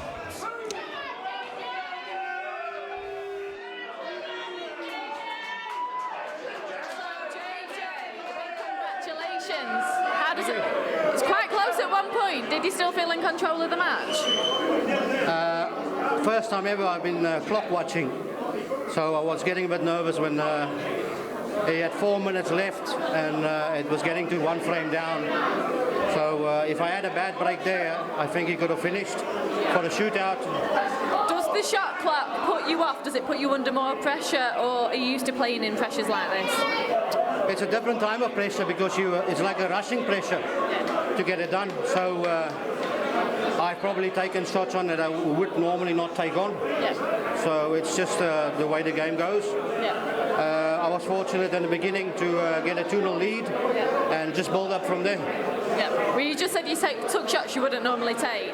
So what's your strategy for the next game? Are you going to play it safe, or are you just going to outpart the person again? I'm going to try not to miss. That's probably the best strategy. Yeah.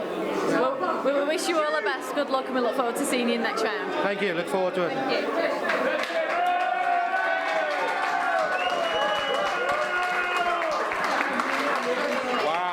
Wow. JJ just dusted Dunster. Can we have a little shout out here for the Savannah lot? Unbelievable, unbelievable. I believe the odds on that, he was 3-1 on, Dunster was, and JJ was 2-1. Hopefully you lot had a load of money on it. It's all gone quiet over there, isn't it? Eh? Out next, we have our last one before this evening's session. He is from Swansea. He's a 2 times world champion. He is Ben Ding Davis.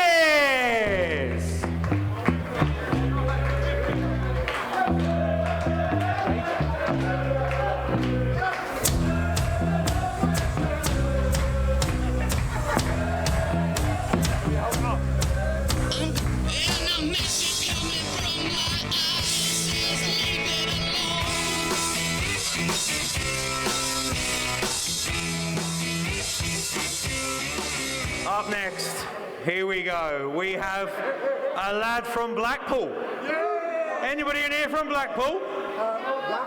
Oh, sorry, it says here Blackpool. I blame Will for that. Radcliffe. 4 times. Huh? Is he not here yet? He's gone to the toilet. Oh. He's scared. That's what it is. He's scared of Ding. He's scared of Ding. 30 seconds remaining. Oh, he's here. Wait a minute. Little round of applause. So, from Radcliffe, not Blackpool, a 4 times Moscone Cup winner. He loves all this. 4 times Moscone Cup winner. A world 8-ball champion at this game. He is Carl, Box Office Boy! Slip inside the eye of your mind. Don't you know you might find a better place to play? You said that you've never been, but all the things that you've seen slowly fade away. So I start a revolution from my bed, 'cause you said the brains I had went to my head. Our final match of this afternoon session, Ben Davis versus Carl Boys. And what a cracking match we have to round off the afternoon session. This really could be an absolute thriller. We're still waiting for a match to go to a shootout. The match so far has finished in its time allocation just. We'll see whether it will be Ben Davis or Carl Boyd versus JJ Fall in the quarterfinals.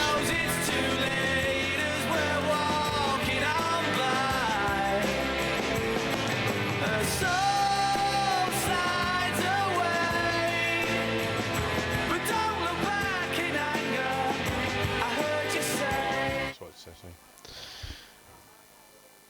Carl Boyes has won the lag, so he'll get the first break in this match. Both players have been around all afternoon watching all the action, watching all the excitement build, and I'm sure they got some nerves building with this crowd.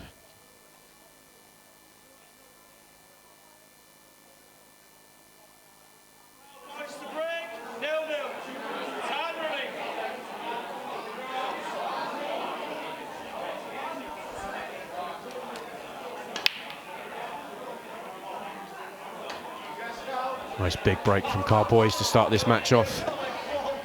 Decent split, good opportunity.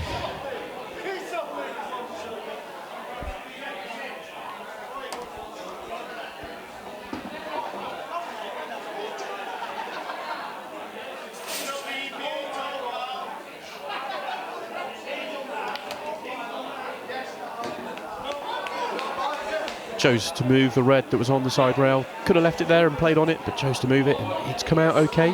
Could have come out a bit awkward, but he'd be happy with the way that's finished, and he'd fully expect to take out the finish now.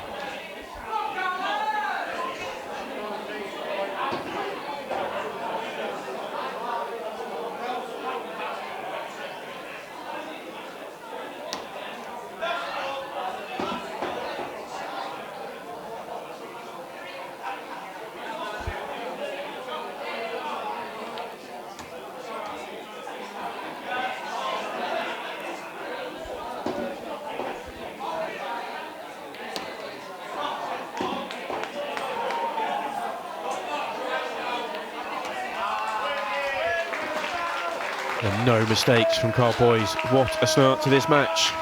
Very big break and a very good break and dish to get himself going. And he salutes the crowd. Carl Boyes, of course, a star of multiple Q sports. We've seen him in the Moscone a few times. And I think he's back to English pool, which is great for us all to see.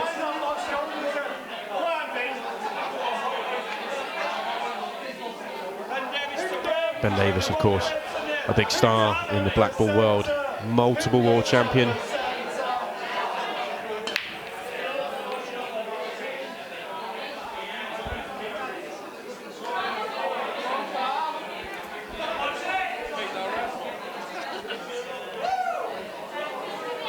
Not the best of breaks from Ben Davis. Not a big amount of pack explosion. Comes up dry. Messy finish for Carl Boyes to go at if he wants to.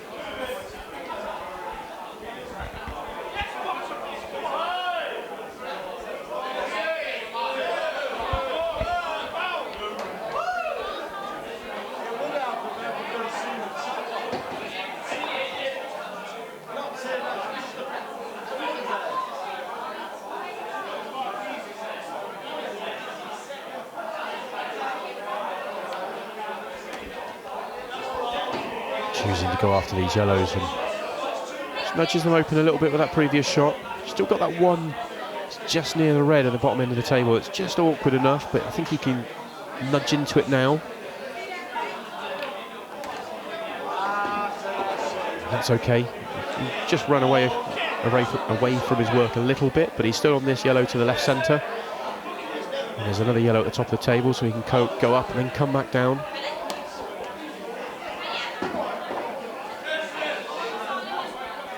See that grimace on his face tells you he's finished a bit betwixt and between. Was probably playing for the yellow to the left centre, so he could just drift back down to the bottom end of the table. Landed on it, probably more likely to play it to the corner now, but tricky angle on it. Almost too much angle.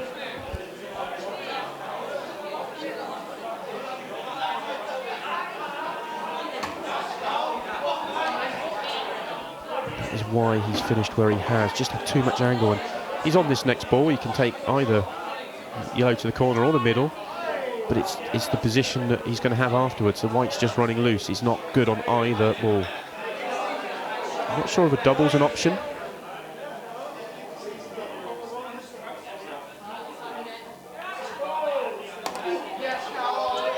Well, he makes the pot in the centre pocket, uses the red to control the white, but unfortunately the red has gone in and blocked the yellow. So running out of options now in this finish. He has about 20 seconds to come up with something creative.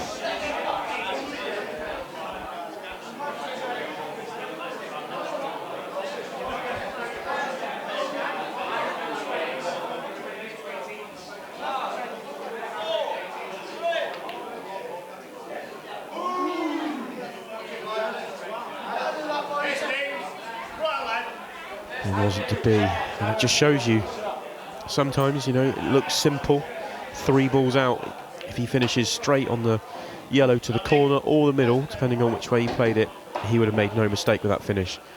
Finishing off angle, it all went wrong from there. And now we get to see Ben Davis for the first time. And just as I say that, he misses a simple pot to the corner.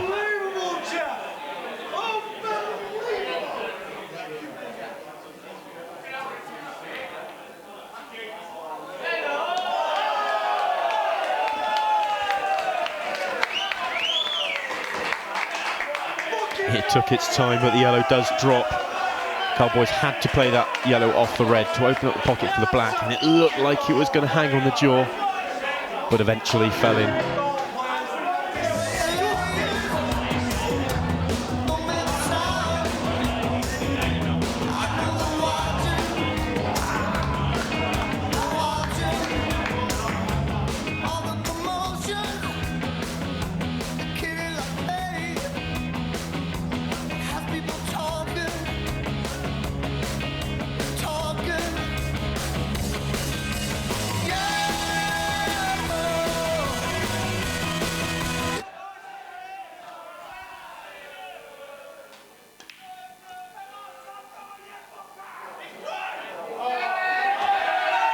Cowboys had balls darting towards pockets all over the place.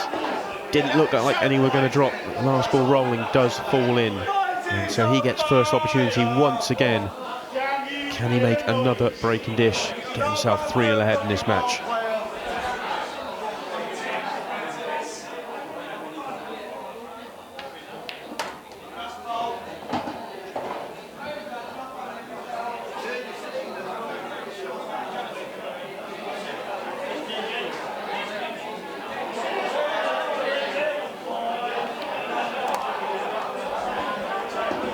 Yellow on the left-hand side that's nearest to red. I'm not sure if he needs to open it up at all, whether he can play on it. Looks like there may be just enough room to play on it. Of course, the red just above that. You know, there's a bit of a blocker. There is, I think there probably is enough room. And I think the fact that he hasn't even thought about going after a nudge or developing it in any way suggests that he probably thinks there is enough room as well. See, that's exactly what he's come round to have a look at.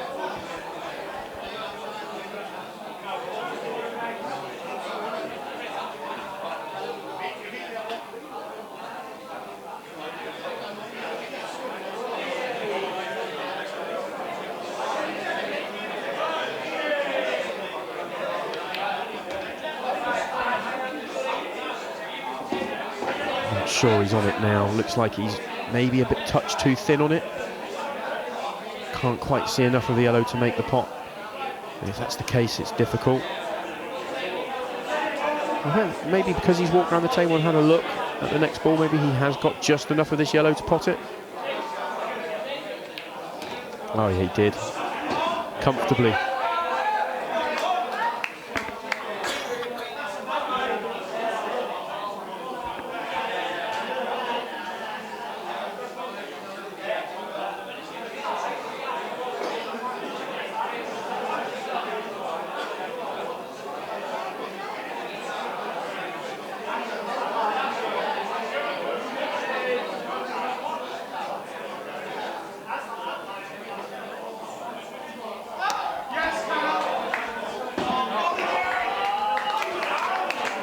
Just about on both ends of that shot.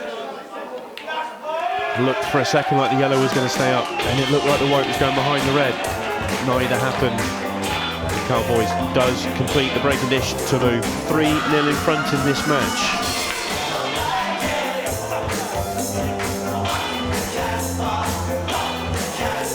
Ben Davis had one chance so far.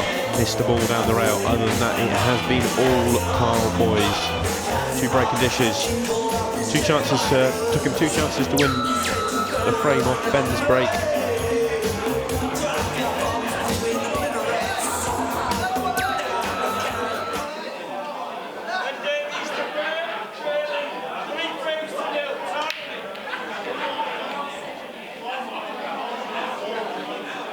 And another dry break from Ben Davis. That is Carl Boys' first opportunity for the 4th time out of 4 in this match.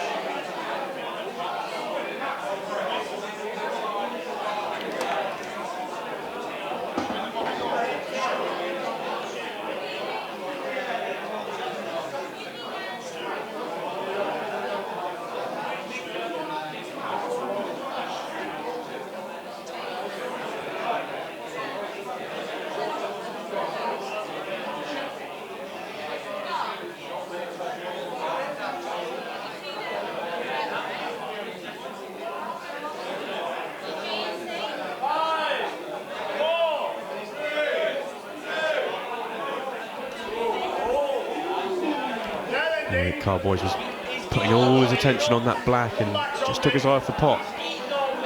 No, Ben Davis, what have you got? Can you get yourself into this match?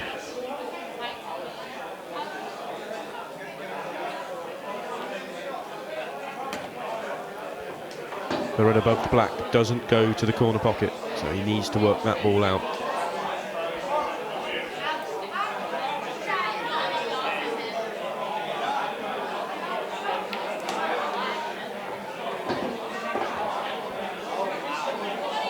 Playing to get on to the red that he's almost sat on, to the same corner pocket as the one he's just played, and did not get the white anywhere close to where he was trying to, and that will be end of his opportunity to clear up in this visit. He now needs to find a really good safety shot.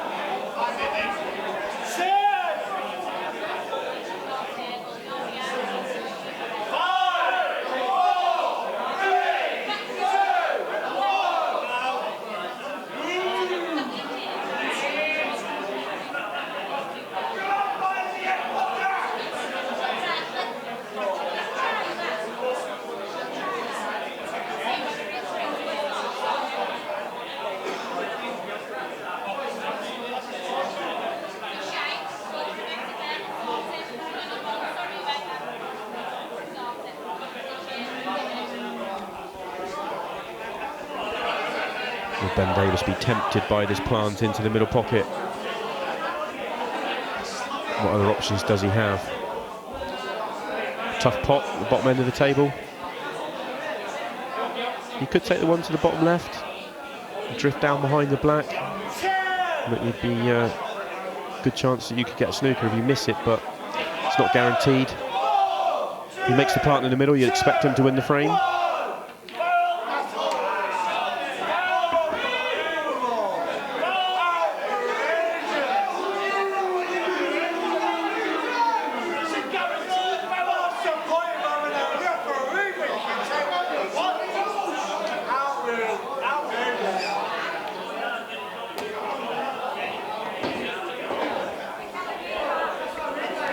Great plant in the middle has given Ben this opportunity.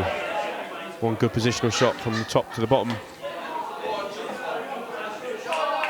And that's perfect.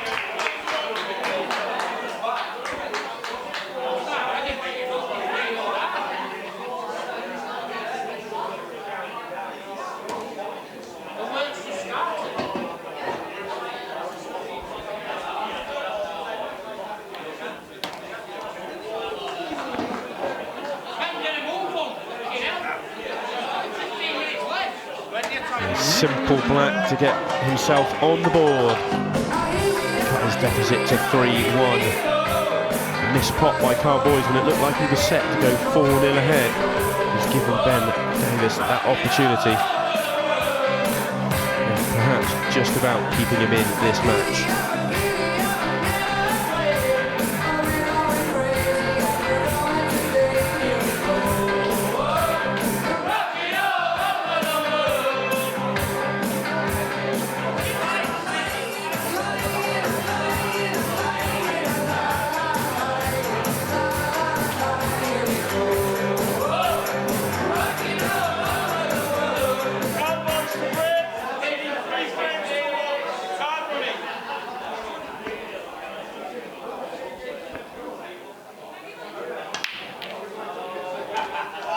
Another big break from Carl Boys. So far in this match, he's had 2 breaks and completed 2 break and dishes. He is looking for a third. A third will put him 1 frame away from the quarterfinals.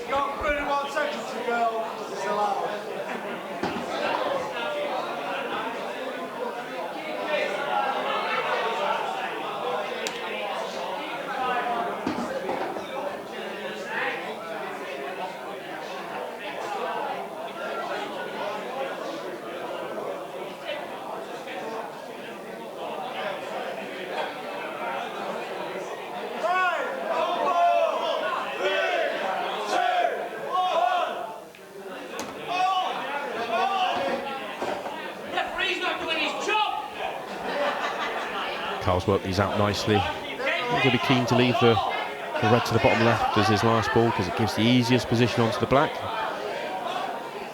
It shouldn't be a problem for him to do that.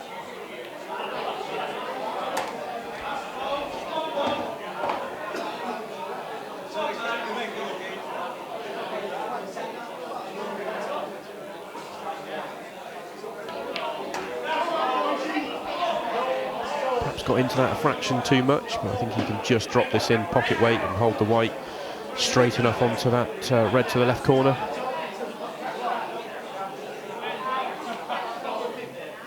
No, he couldn't. But perhaps Pratt does go to the same pocket as this red that he's taken, and if so, he can just come across the table for it.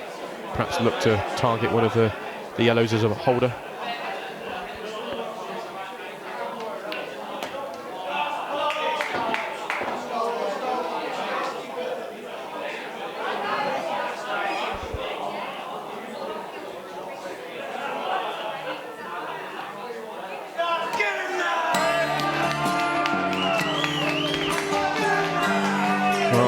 Boys has got his break in perfect order. 3 breaks, 3 break and dishes. He does move 4-1 ahead and 1 frame away from the quarterfinals.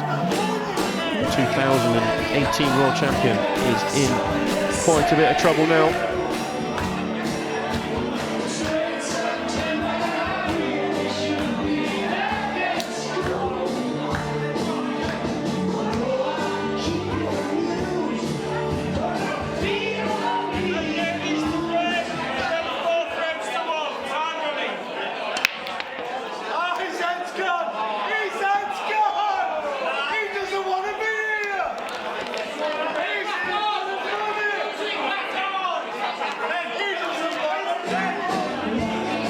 That's really unlucky for Ben Davis. Making the black means the balls have to be re-racked, which takes precious time out of this match and precious time that he really does not have. He needs to win 3 frames and he only has 10 minutes 54 seconds left. And breaking dry is not going to help the situation either.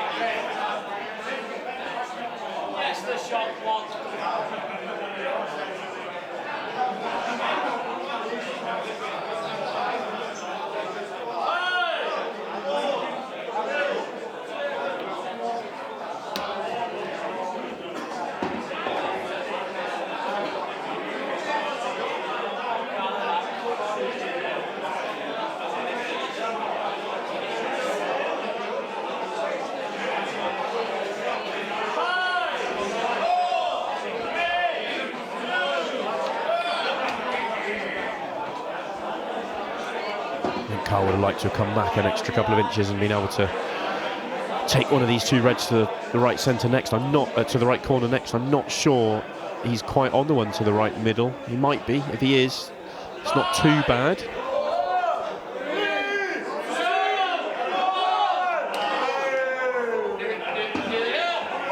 Really getting close to that time foul. Every shot's been taken in the last second or two. This is the key shot. He needs to have a really good angle on his last red at the top end of the table to be able to get good on the red at the bottom end of the table. I think he's okay. I don't think he can get right behind this next red. I think he has to leave the white in the top end of the table, which means when he takes his last red to the bottom right, he's cannoning to the black. No guarantees it's going to stay on.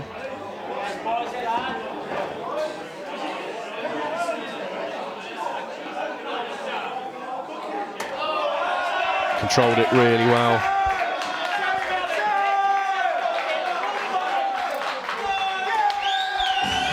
And in goes the black to complete victory for Carl Boys in a pretty good performance, or a brilliant performance, with 3 breaking dishes, 1 reverse dish.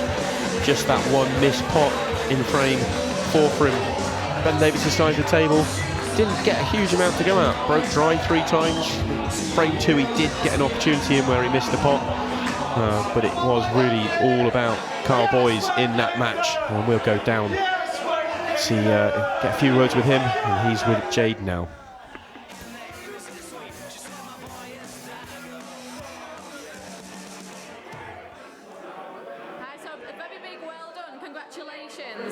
So you're from Blackpool myself, so in a way you sort of root people from your own hometown. How was that match for you? How do you think you played?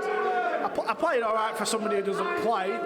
Things went my way, and yeah, it's one of them really. So you've not been putting practice in? No, never, no. But I played on this table when I was about 10 years old. It's like a baby table to me, this. Well, that sounds a challenge to everyone who's still in the competition. I'm after the real number 1, let's go.